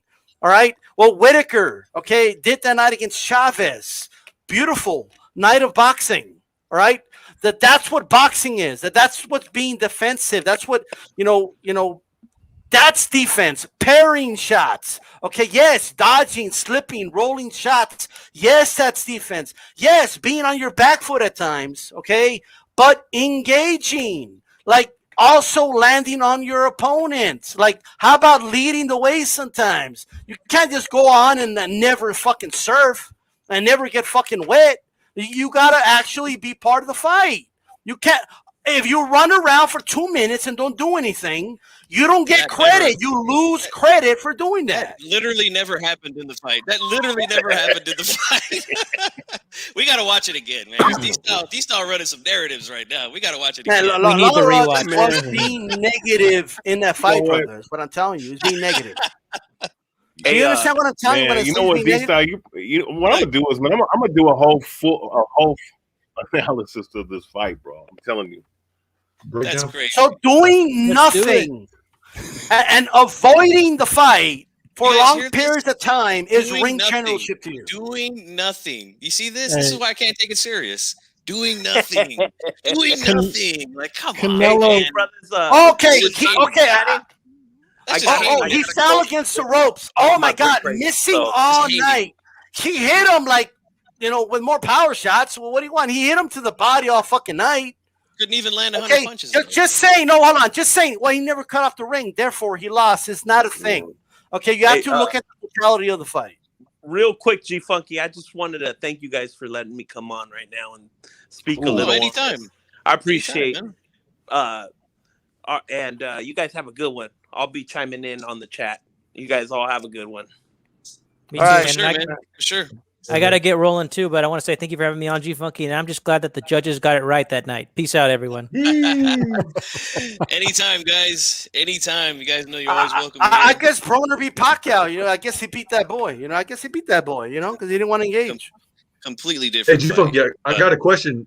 Yes, sir. Versus Kovalev, did you have Kov winning the fight? I had him winning. up in the stoppage. Yeah.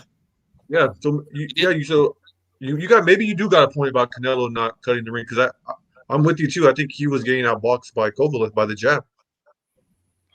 He was. I thought he was fighting effectively from the outside up until the stoppage. Canelo was chasing him around the ring, but Kov was I think he was outboxing him by 1 round or 2 rounds. Yeah. He got caught, though. I mean, I agree. I get the point about he could learn to do it, and it wouldn't surprise me because he's improved a lot. But like I said, I'm just not going to assume that he can without actually seeing him do it. And that's the reason why I didn't just assume that Burchelt was so much better than Valdez the way people were telling me, because I hadn't seen it. From that time he got knocked out to the time that he fought Valdez, I didn't see a whole lot of improvement, honest, with his defense, And I think it was two predators in the ring, bro. I don't want to see the prey running away from the predator and then like, oh, I won because you didn't catch me the whole night. Like that's like, well, what is this? Hit not get hit. G Funky, did you have who'd you have winning Canelo versus Trout? Trout winning, right? No, I didn't have Trout winning that fight. I can't remember. It's been so long since I watched that fight. It was a close fight. So you had Lara beating him and Canelo beating Trout? Because you know what I think? You know what I think hurt Trout more than anything in that fight was the open scoring. Like, I felt like he had to completely fight a different way once he found out he was losing every single round, when that was clearly not the case in that fight. You could just see it was a completely different fight once he found out he was losing every single round. I'm just like, I remember hearing those cards. I was like, oh my God, this is terrible, But good fight, man. I got to go back and watch that actually. Hey, Deepak, I saw the video I saw that video today where you of that fight, and you still called Canelo a hype job. You're like, he's still a hype job and overrated during that Trout fight. What was the fight? Yo, what's with the receipts here, 92 Cool? God damn. This dude research. Here's the thing with me, man. I leave those videos up for a reason. Like, I don't delete them, none of that. Yeah. My problems with Canelo back then was this. The way people were talking about Canelo then in 2012 or 2013 when that fight happened is the way they're talking about him now. And he hadn't done shit at that point. That's fair. But the hype was real, though. Like, it turned out to be. It turned out to be real, but I don't have a crystal ball. Like, I couldn't see into the future and say, yeah, he's going to do this and that. I don't know. He looked pretty talented. I don't know if it was going to be this. What was the fight that proved to you that he was not the hype job and it was actually pretty legit? Remain to be seen. Billy Joe Saunders. No. That's a good question. I want to say the Cotto fight. Because in that video you said Cotto was in the outbox Canelo, and but Canelo was going to win on the scorecards. Yeah, and I felt like those were some bad scorecards in that fight too. I feel like there were some bad scorecards in that fight too. You have one of those Lowe's receipts right now, right? Like 10 years ago, you said like. I have a direct quote from 1992. Here you said, I'm just kidding. Yeah, the video right here says that. Hey, but that's why I leave him up. And you guys see, I'm giving him his credit now. When G Funky was 6 years old, he stole Snickers from 7-Eleven. Just so y'all know. But you know what? Honestly, I think the Cotto fight was when I kind of said, okay, I'm starting to see some things now. But then he disappointed me with his next fight against Khan. I was like, oh God, why are you fighting Khan?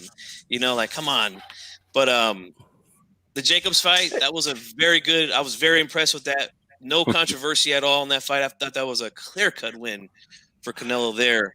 Look, in defense, that was a year. Oh yeah. Well, was just a in year where defense, Canelo- Funky though. Just in defense, right? A lot of the early criticisms now. My issue with people that still use these criticisms. You know what I mean? Because they're like obsolete now. But at the time, a lot of those criticisms were valid. Like he did get a shot against Matthew Haddon, and Matthew Haddon wasn't even in that weight class. He wasn't ranked. It was a catch weight. He didn't even make the catch weight he asked for. He still got to fight for the belt, and you know what I mean. So, and then he was basically a champion on training wheels for a little bit. No, not for very long, you know. And I understood he was young and all that, but I just. And it goes back to the WBC and Jose Sulaiman wanting to put that belt on him. And Sulaiman even said that the reason they did that for Canelo is because he's popular. And I have the receipts for that. You know what I mean? So a lot of the early criticisms for Canelo were valid, in my opinion. Yeah. I mean, he was getting, like I said, he was getting a lot of praise and a lot of credit. Now, just I like didn't call him a hype job now. You know what I mean? But you know. Well, and again, this. When I made a video where I said this, I said, look, I want to see, this is when he was fighting guys like Cintron, he's fighting Josecito Lopez, he was fighting Alfonso Gomez, Shane Mosley. Like, I was saying, look, there's guys in your division that are your age or around your age that you should be fighting now. And he wasn't fighting them. So I was like, let's get it going. Come on, let's go. And his fanboys came at me hard, like, oh, fuck you, you're a fucking sellout, you're a bitch, you're this and that. You know, so I was like, hey, fuck you guys. You guys want to come at me? We'll come at your ass hard too then, you know? So yeah, I went at him pretty hard back then. Any little thing I over exaggerated back then with him, you know? Any little thing. Well, like look at his I did pick Canelo though, though, you know. Well, like look, he was fighting the top two 154 Trout and Lara, like at age 23, 24. Yep. Now there's and like they're calling him a cherry picker, but like they're still calling him a cherry picker now. But look what just look at those two names. Yeah, he did what I wanted him to do. I wanted him. There's 3 guys I wanted him to fight at 54 back then. One was Trout because he was a champion. The other one was Lara because he was a champion. And then I also wanted to see him fight Martirosyan back then. Now, I know people say Martirosyan, he's nothing now, but back then he was young, undefeated. You know, he looked really good. He was a good young prospect around the same age as Canelo. Like, those are 3 good fights. And then he fought Mayweather. He fought 2 of those guys, and then he fought Mayweather at 54. So can't complain then, you know. He did what I asked him to do. I want to switch topics, though, man, because I feel like this kind of went to a different direction than I wanted it to go to. Yeah, what did the topic start? What was it about? It was just about the movement. The movement, that's all. Oh, yeah. But I want to get your guys' thoughts on this before we wrap it up. Spence came on, I don't know if it was IG today or what, but I seen it on Twitter. He says now he's thinking about giving Crawford 70-30 now for that fight. What do you guys think? And do we think that that fight will ever happen?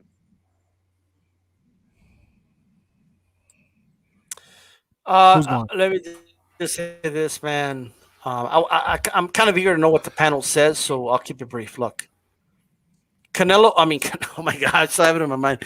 Spence, you know, I feel like at some point very soon is probably going to be moving up to 154 before the Crawford fight even happens. That's the way I feel. Unfortunately, it doesn't give me any joy to say this, guys, but I don't think that fight's ever going to happen. And I really wish that, you know, that we could get it. Obviously, I would love to see an undisputed welterweight champion of the world, but I just don't see it happening, you know. And if anyone sees a light at the end of the tunnel or they believe it will happen, I'd love to hear it. But I'm going to say I don't think it's going to happen. I don't like when fighters throw figures out like this in public and stuff like that. It's never a good sign. You know what I mean? And the reason for that, I mean, we're talking about a bunch of alpha males and fighters, and they don't want to be told that they're less than. They're just going to get 30%. You know what I mean? Like that's already a bad start.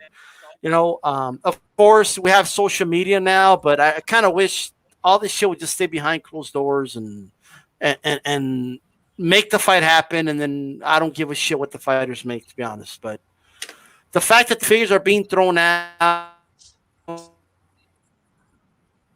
and Spence, you know, it's whatever to me.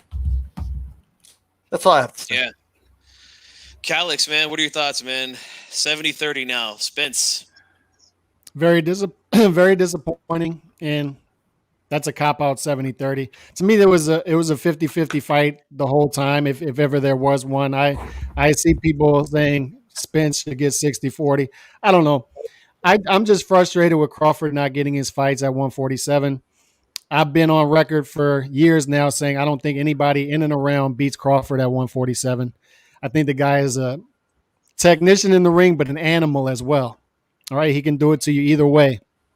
And just frustrating to hear this because it's arguably the biggest fight that can be made in boxing. Yeah. The best fight that can be made in boxing anyway, if not the biggest. So frustrating. And I'm almost thinking that Crawford's going to have to do what Paul Williams did years ago when he couldn't get the fights at 147. He had to move up all the way up to middleweight, 154 at least, and get bigger fights, get the names he wants because he's not getting them at 147. Remember how avoided Paul Williams was? And I'm not comparing him talent-wise to Crawford, but remember how avoided he was at 147. The only guy who would step in the ring with him was Margarito, and he had to vacate 147 and move up. And maybe he had issues with weight being so tall. I don't know, but I think Crawford's going to have to make that move because it's just getting frustrating at this point, not seeing him not get the fights and not getting the clout that he deserves because what a special fighter it looks like he is. We won't know if the eye test is right until he's able to get in there with a guy, but I hate seeing this, man. I hate seeing Spence take this route. Yep. And Run PMC dropping some facts right there. Some facts right there. Facts. Brian, what are your thoughts, man, on what Earl Spence had to say today about the fight with Crawford, man?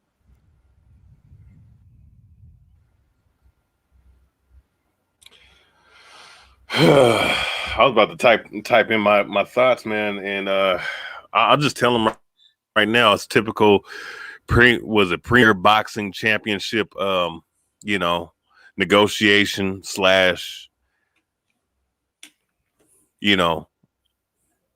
pricing yourself out the bout type ordeal. I mean, it's not something to be surprised about.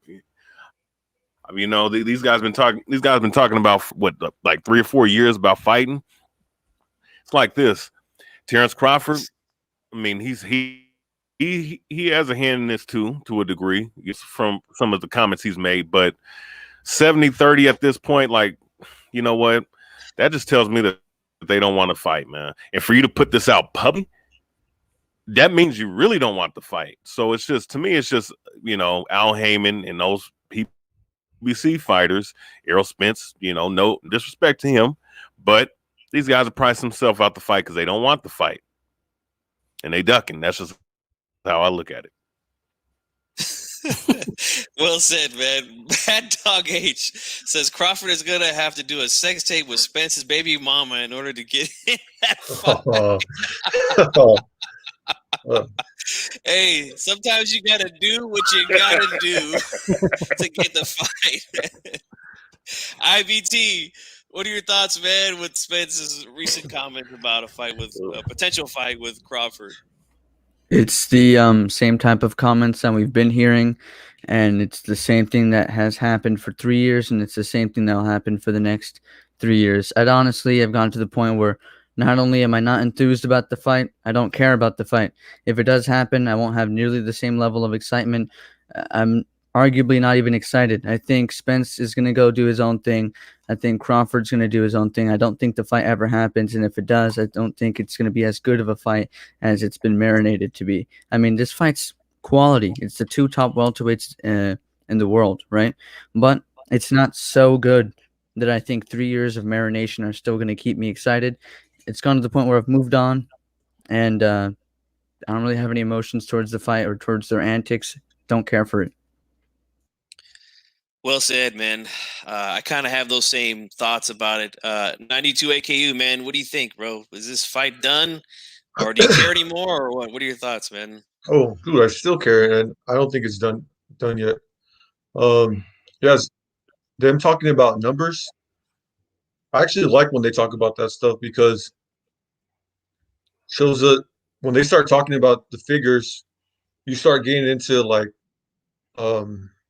the report where we start finding out where Bud is his contract's over this October, September from Top Rank, and just by that, that's my hope that when he goes to PBC, and you have Bob Rank, you have Bob Arum and Bud Crawford beefing with each other through online, through interviews. So I don't think it's over yet. These are the two best 147s. There's a lot of money out there. And you see the interviews, like Ball's beefing with Bud, and Bud's telling me, all right, cut me then if I'm not worth it. So yeah, I disagree when people say they want that all behind the scenes. I think this is good because it lets you know exactly what's going on. Yeah. So there's still hope. There's still hope. His contract is over in September. Yeah, keep hope alive. I like the optimistic attitude there. 92 at KU. I don't know, man. Honestly, I don't think this fight will ever happen. I'm just, now that he's saying, oh, I'm going to bump it up 70-30, or I think he even said 80-20, but we know that that's just unrealistic. But 70-30 might even be unrealistic. Well, do you think Crawford re-signs with Top Rank? That's a good question. I think he should just do the free agent thing, like a Mikey Garcia or even like Canelo. But that's a good question, man. I don't know. To be honest with you, that's just my answer. I don't know if he'll re-sign or not. But as far as the fight goes, man, like I'm almost to the point now where I've lost complete interest in it. And I think the thing that really messed it up for me is that these guys are acting like somebody brought it up in the chat. They're acting like Mayweather and Pacquiao. Yes, they are, without being as big as Mayweather and Pacquiao. And that's the most disappointing thing to me. These guys are nowhere near the stars that these guys were. We understand why they held out for so long for the money, and they knew they were going to get paid crazy money. Like, that's not going to happen here. These guys are going to sell over 3 million pay-per-views for this fight. Like, they'd be lucky to do 1 million. Yeah, I was going to say, does this fight even do 600,000? Much less 1 million, 2 million, you know what I mean? Well, yeah, they're lucky. That's the question. They're lucky to do that. So stop being little bitches, all right? Just get in the fucking ring. Like, all these guys at 47, like, to me, 47 welterweight is like the most disappointing division right now, man. None of these guys are mixing it up. None of these guys are mixing it up. I think that's why you're just like, you guys are just like not interested in the fight anymore, because they're not the 147s. They're not. PBC doesn't have anything scheduled right now. Like, they're nothing. Yeah. So that's why there's no interest. Yeah, Shushan makes a good point here. He says they're sleeping while Ennis and Virgil Ortiz is going to do a takeover. Absolutely. Absolutely. I say those young guns, those young lions need to go after it now, man. Go get it. And they could set up, and I always talk about this, the collision course for a super fight, man. I think that's the super fight that could happen in the next couple of years. And once these guys step up, and if they're as good as we all think that they are, they could take over that division, and we could have a great pay-per-view. Who's Boost with? He's with PBC, right? Shout out to LT, by the way. See? Right? I upgraded. IBT, you might know a little bit more about that. I know he fights on PBC cards, but I heard somebody tell me that he wasn't actually signed with PBC, though. If by like PBC you mean Al Heyman, right? Then yeah, no, he isn't. He had a lot of legal issues where at one point he had like 2 managers who wanted different things. I forget the name of his manager, but he works under PBC now. Let me try to find his name. Yeah, to answer your question, the GOAT, I had Bradley winning that fight. Who'd you guys have winning that fight? Marquez or Bradley? I thought it was a clear win for Bradley. Yeah, it was unfortunate. Clear decision for Bradley. His name is Cameron Duncan. That's what it was. Ah, that's right. I had it really close, but I agree. Bradley won. Close fight, though. Yeah. So who's to say that Boot and Ortiz are going to do the same thing what Crawford and Spence did? I mean, that's a good question. We don't know. I just hope that these guys don't do the same. But you know, it's a big fight, man. Like Virgil Ortiz is really starting to build a name for himself. I think Golden Boy has done a good job with getting him to where he's at right now. He's got a big fight coming up next week with Hooker. I think that's going to be a pretty good fight for him. Good step up. And Ennis is going to fight Lepinets, I believe, real soon. So these are two big step ups for these two guys. And I expect these guys to get the job done, man, and get us excited at welterweight again, because these guys at the top ain't doing shit. They ain't doing shit for me, man. I don't know about the rest of you guys, but they ain't doing shit for me, you know? No one is, Luke. No one is like, dude. I think boxing is trash right now. No one. They're not fighting. No one's fighting any names. Like they're just keep. Look at all Canelo's. We got Gallo Chocolatito 2 coming. You know what I mean? Yeah. Yeah. It's not like nothing. Yeah. Look at Lopez at We got, 135. like, a He's little fighting bit. Lopez at 135. I'll say this. You know, he's going to fight 4 guys now. 4 guys in a row in the top 10. 2 champions, 1 guy that was a pound for pound guy. Like he's fighting guys, you know. It's just the rest of these dudes got to get to work, you know. No, shout out to Go the ahead, little man. division, dude. They're putting work. Well, I'll say this: the heavyweight it has been surprisingly impressive for the simple fact that everybody's been fighting each other, man. Mm-hmm. I'll give them that credit. Yeah, there's been some fights. There's definitely been some fights. I'm really looking forward to see how Andy Ruiz. I mean, I know he's fighting Chris Arreola. That's a gimme. But I want to see, you know, how he looks coming out of that camp, first time with the Reynoso camp. And then I hope he steps up and has a good fight next after this fight, because this is definitely a tune-up.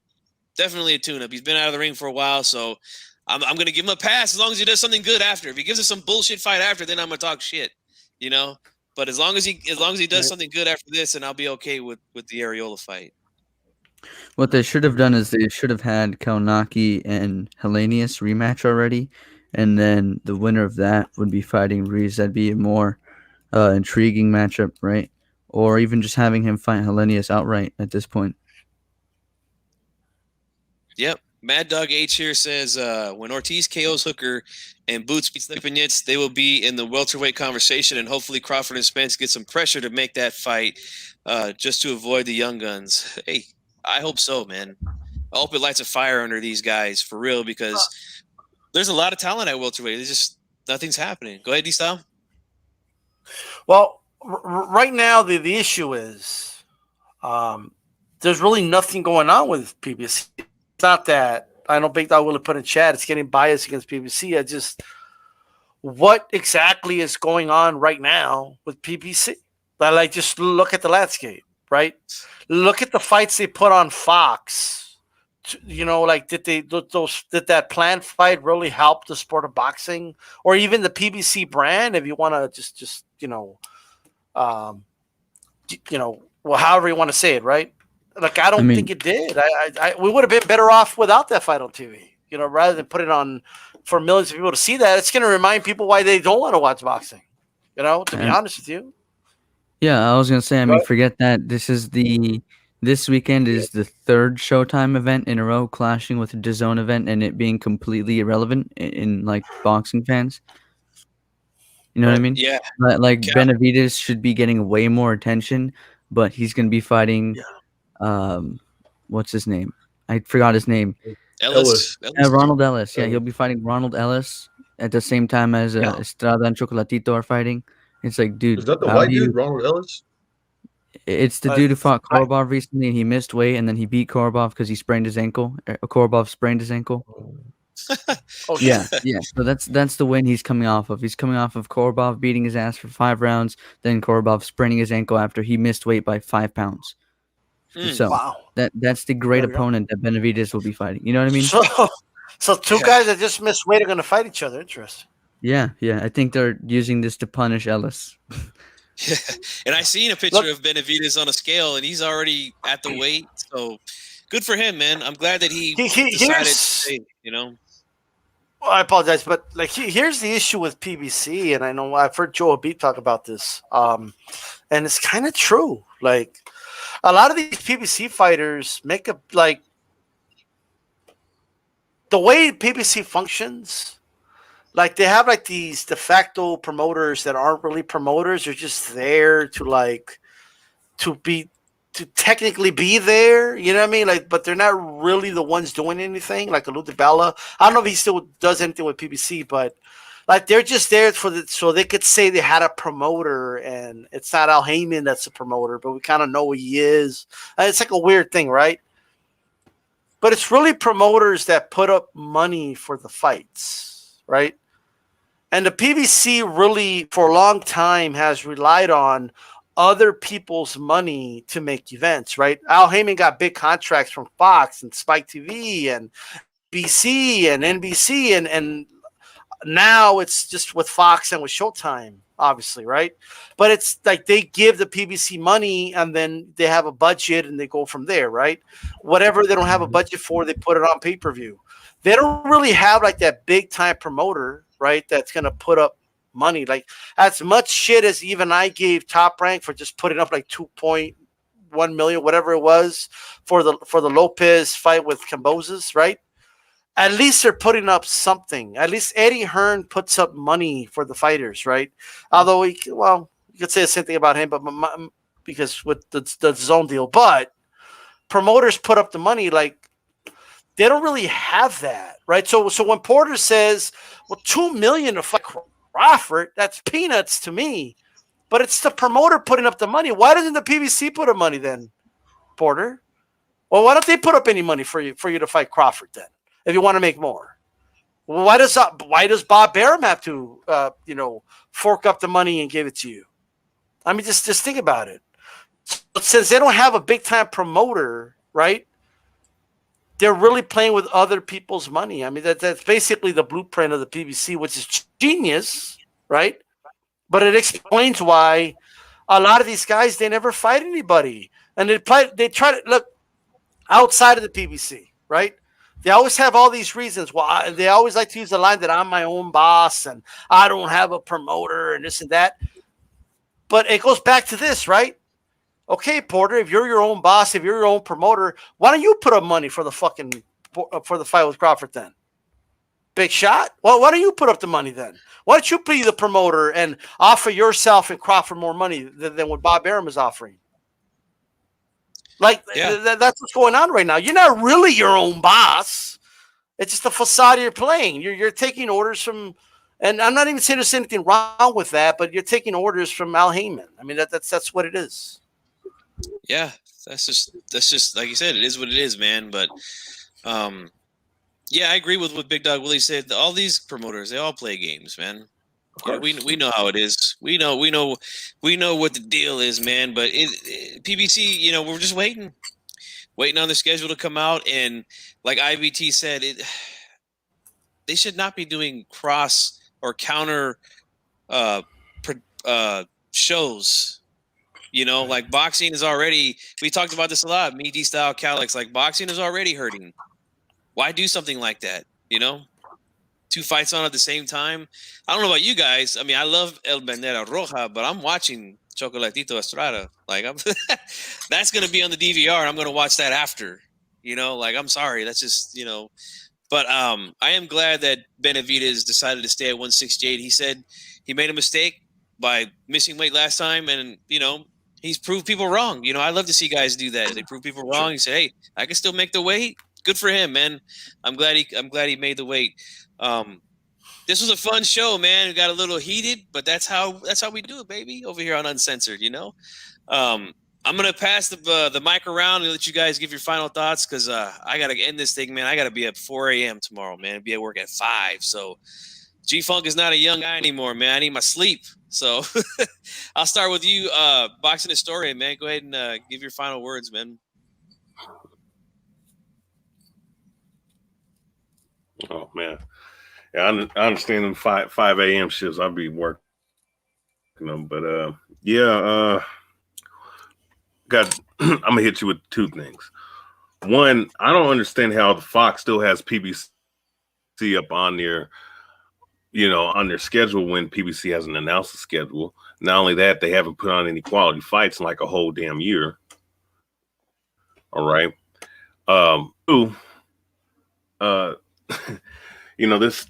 this whole thing with Terrence Crawford and Spence, I mean, it's a microcosm of why people have lost interest in boxing almost 12, 15 years ago. Okay.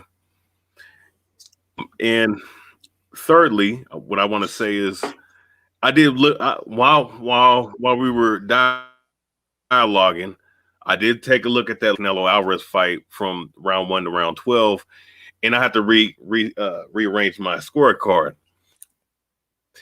I have Laura winning 7-5 to 4. All right. Hey, at least you went back and looked at it. And we could do that. We've done a couple rewatches here on HCP Uncensored. I wish we were able to show the fight. It would be much better. But we tried that one time, and after a round or two, they took it down. So, and I don't want to get a copyright strike or anything like that, but we could work something out for sure, man, and we could all be there. We could all watch it. I know you guys are all gonna trash me, but that's all right. G-Funk ain't afraid. All right, that's why they call me the Funk. I ain't afraid of the Funk. All right, 92 AKU, man. Give your final thoughts, bro. Yeah, I got a couple of things on that Canelo Lara fight. I'm a huge Canelo fan. I'm like borderline a Canelo fanboy, but no, I didn't see that fight. I didn't see the Lara fight versus Lara. I knew it was going to be boring, and I didn't see it. Is that a fight I should go watch? Happened like 7 years ago. I thought it was a good fight. It's so boring, dude. Yeah. But I mean, I appreciate all styles of boxing. The only style I don't like, and I've been on record saying this, I can't stand the way Vladimir Klitschko would just hold all night and hug and lean on guys' backs. Like, those are terrible fights. But all other styles I can appreciate, Yeah. Same, yeah. Go ahead. Sorry, I was going to say it's a competitive fight, but in terms of like an entertainment standpoint, maybe don't watch it at night. You might fall asleep. Yeah, this shit might be a good thing then. I might watch it. Just put it on the TV. Hey, but, I mean, if you don't like that style where guys move around the ring, then yeah, it could be a fight where you could watch at night and maybe doze off, But me, I find them entertaining, man. But that's just me, Yeah, and the second thing about PBC, like, I think I know what's going on is, like, during the good times, Heyman was paying their fighters like for mismatches. They're getting paid well. That's why the fighters love Heyman. They ride and die for him, and they don't leave him. Or like most of them don't. But now is the networks are upset because now they're getting bad fights. The networks, they know that they're shitty fights, and they don't want to pay for them anymore. So now when you got like Porter versus Spence, they want like huge, or like David Benavidez versus Plant. They want huge money because they're used to getting millions of dollars fighting the Subway guy and this guy Ellis. So now when they're gonna fight with like, you want me, like Heyman's like, yo, they want us to fight. They want to set up Plant versus David. They're like, yo, we need like $10 million for that, and obviously they can't do that, especially with the pandemic. And the networks they're not going to fork up that money for Arreola versus Ruiz. So they're going to be like, yo, we're not going to pay for that. Just put that shit on pay-per-view. And good luck with you guys. Hope you guys make your money. But yeah. I think that's what's going on. So, yeah. I'm not Thanks for one of having me, these guys. guys. Oh, yeah, anytime, man. Anytime. You're always welcome here. Just, let me know in the chat. Hey, I emailed you, and I'll shoot you the link. I'm not one of these guys that, I don't really like to talk about the business side of boxing, but when guys get money, I'm all for it. Like Devin Haney is reported that he's getting $3 million to fight Jorge Linares. And I mean, that's great.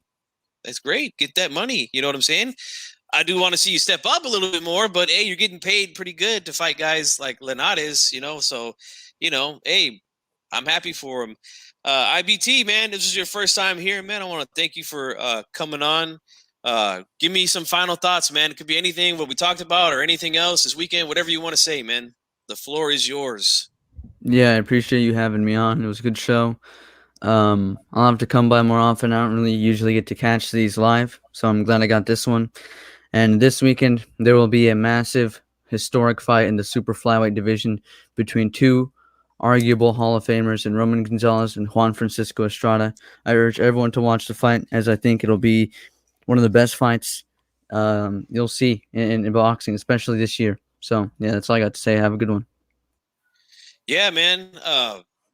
We love the difference of opinions here. That's why we have this platform here. Punch Drunk in the house. What's going on, man?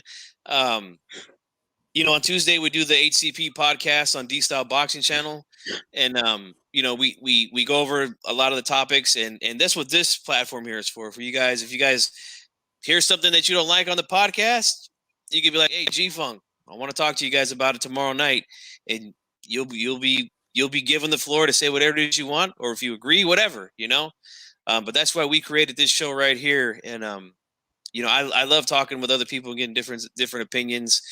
D-Style, my co-host, as always, man. It's always fun arguing with you, go back and forth with you. So give us your final thoughts, man, on the show or whatever, Yeah. I don't argue with anybody. My word is law, and that's it. You know what I mean? But luck. Here's what I want to say. So, and I just want to kind of make everybody broaden their mind for a little bit, if I may. So, look, there's nuance to this, so everybody listen to me, right? When a fighter gets a payday, right, I always say the same thing. Hey, get that bag. You know what I mean? Because I would do the same thing. I'm not going to ask somebody to do something or not do something I wouldn't do, right? But here's what I will say. If you're all for the fighters, plural, not singular, plural. If you're for the fighters getting paid, if you're for the fighters having a future in the sport, there's young kids right now that have been boxing their whole life. They're about to turn pro. If you want them to have a future, if you want them to have paydays when their turn comes, that we need to be realistic with a lot of the things that we look at, right? Now, there's some cases where I say, nah, that guy deserves that. Teofimo Lopez is an example of that. That guy took a pay cut okay, and so did Lomachenko, by the way, so they can make that fight happen for us in a pandemic. So I'm happy for him getting that payday. And I'm happy for any fighter getting a payday, but it goes back to the plural part. Money is fight night, people. Fox has a budget. They have millions of dollars that they give to Al Heyman and the PBC. If you think it's okay for all that money, okay, to go to mismatches and fights that are foregone conclusions, right? If you think it's cool for a network to invest in the sport and expect a return in their investment, right? And you could say all day, well, I'm for the fighters. I want them to get paid, right? Well, how many fighters, right, are not getting paid because some other guys are getting paid way too much before they even prove anything, before they even fight anybody, when they can't really justify that pay? And again, and I'll say it again, get your money if it's offered to you, right?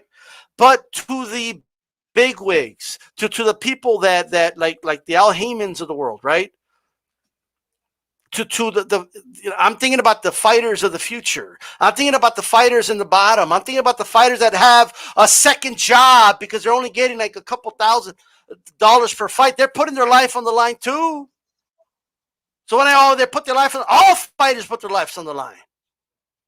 So if you drain a network of its money and then make them say this boxing shit just isn't worth it, we don't want nothing to do with it, you hurt the sport. You hurt thousands of fighters, hundreds, I should say, right? That are no longer going to get paid because the network doesn't want to fuck with the sport of boxing anymore. That's something I want to make sure people understand. Would you rather one fighter get $10 million? And I'm not talking about someone that could justify it by their status in the sport. I'm talking about like a fighter just getting it just because, right? Would you rather one guy get 10 million or 10 guys get $1 million? What's better? Like I think that's a perspective for those that say, well, I'm all for the fighter. Well, be for the fighters. The top guys aren't the only fighters. There's a lot of fighters. Okay, Chocolatito and Estrada are about to give us a great fight. They're not going to make the type of money a lot of these divas out here are asking for. Yeah. They're not asking for that money, you know, but they're going to get paid, obviously, for their service and for them fighting and putting their life on the line, because all fighters put their life on the line, right? Those 600,000 or whatever it was that they paid Cato Plant, okay, to make people turn off the television and change the channel. Man, you could have those 500,000. You could have paid a bunch of B-level fighters, okay, and very good matchups to give us a lot of great classic fights live on Fox, and it would have helped them put food on the table. All right, because to some fighters, they're still looking for that six-figure payday. They're still looking for that $100,000 payday. That's just something to think about, you know. So before you say, you know what, well, I care about the fighters. I don't care about the promoters and the networks. Well, you better start caring, because if nobody wants to fucking promote the sport no more, and nobody wants to pay and invest in the sport of boxing, that's going to hurt boxers. That's going to hurt the ones coming up that had dreams in the future.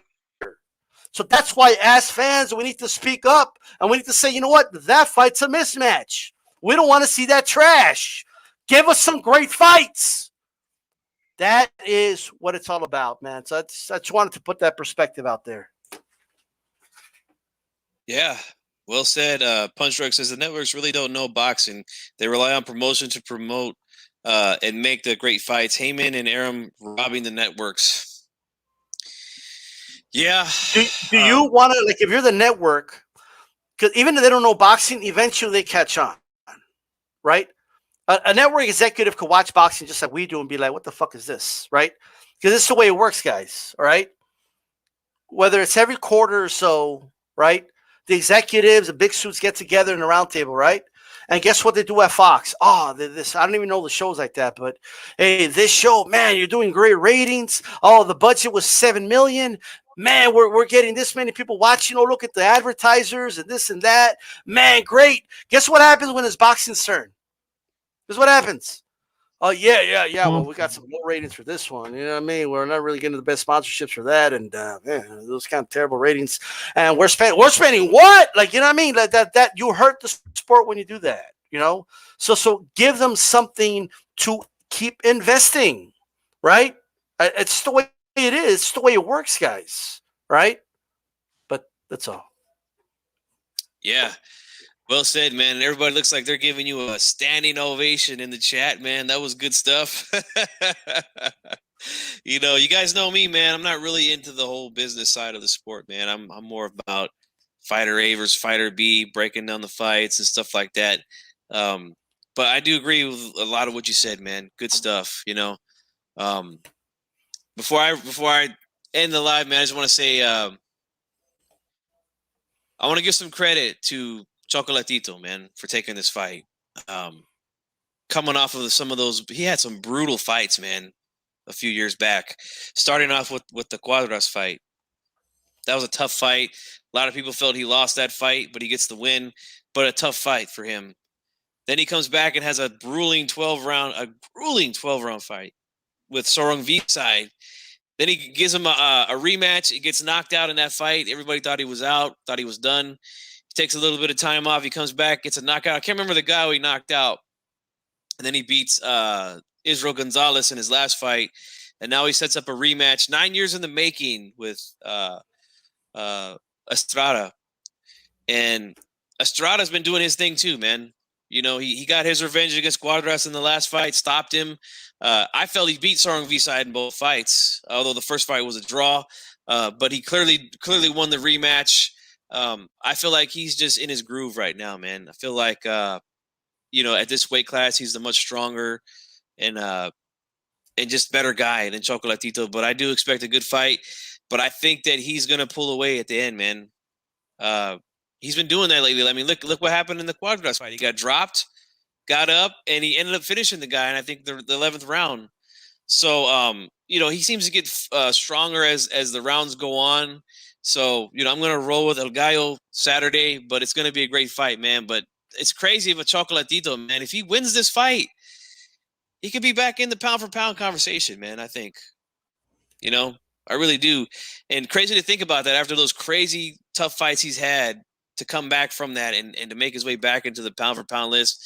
A lot of respect to Chocolatito. And, you know, I got to give credit where credit is due, man. If he wins, man, great win for him. As for El Bandera Roja, man, look, I'm glad you made weight. Get this guy Ellis out of there, and then hopefully we can get you going with something big. You know, you missed weight. You lost your belt on the scale. You come back now, and I hope you get the job done. I want to see the Plant fight, but I just don't think that's going to happen, you know. I think we'll have a better chance of getting Benavidez versus Canelo if he has that belt than Plant. I just don't have a lot of faith in Plant in the PBC to make that fight. I think they'll have a much better time and there'll be much more money involved if Benavidez has that belt. You know, you have Mexico versus a Mexican American. That's the way they'll promote it. It'll be for undisputed. Much bigger fight than the Plant fight, in my opinion. But I don't know. I don't know what route they're going to go. We'll see. I don't even know if Plant fights this year until it's the Canelo fight. You know, the way that he goes. But yeah, those are my thoughts, man. Make sure you guys check out all the fights this weekend. And don't forget, tomorrow on D-Style Boxing, the Roundtable, 8 p.m. Eastern, 5 Pacific. Make sure you guys tune in for that one. We're going to talk more about the fights and other topics. But I want to thank everyone in the chat that showed up.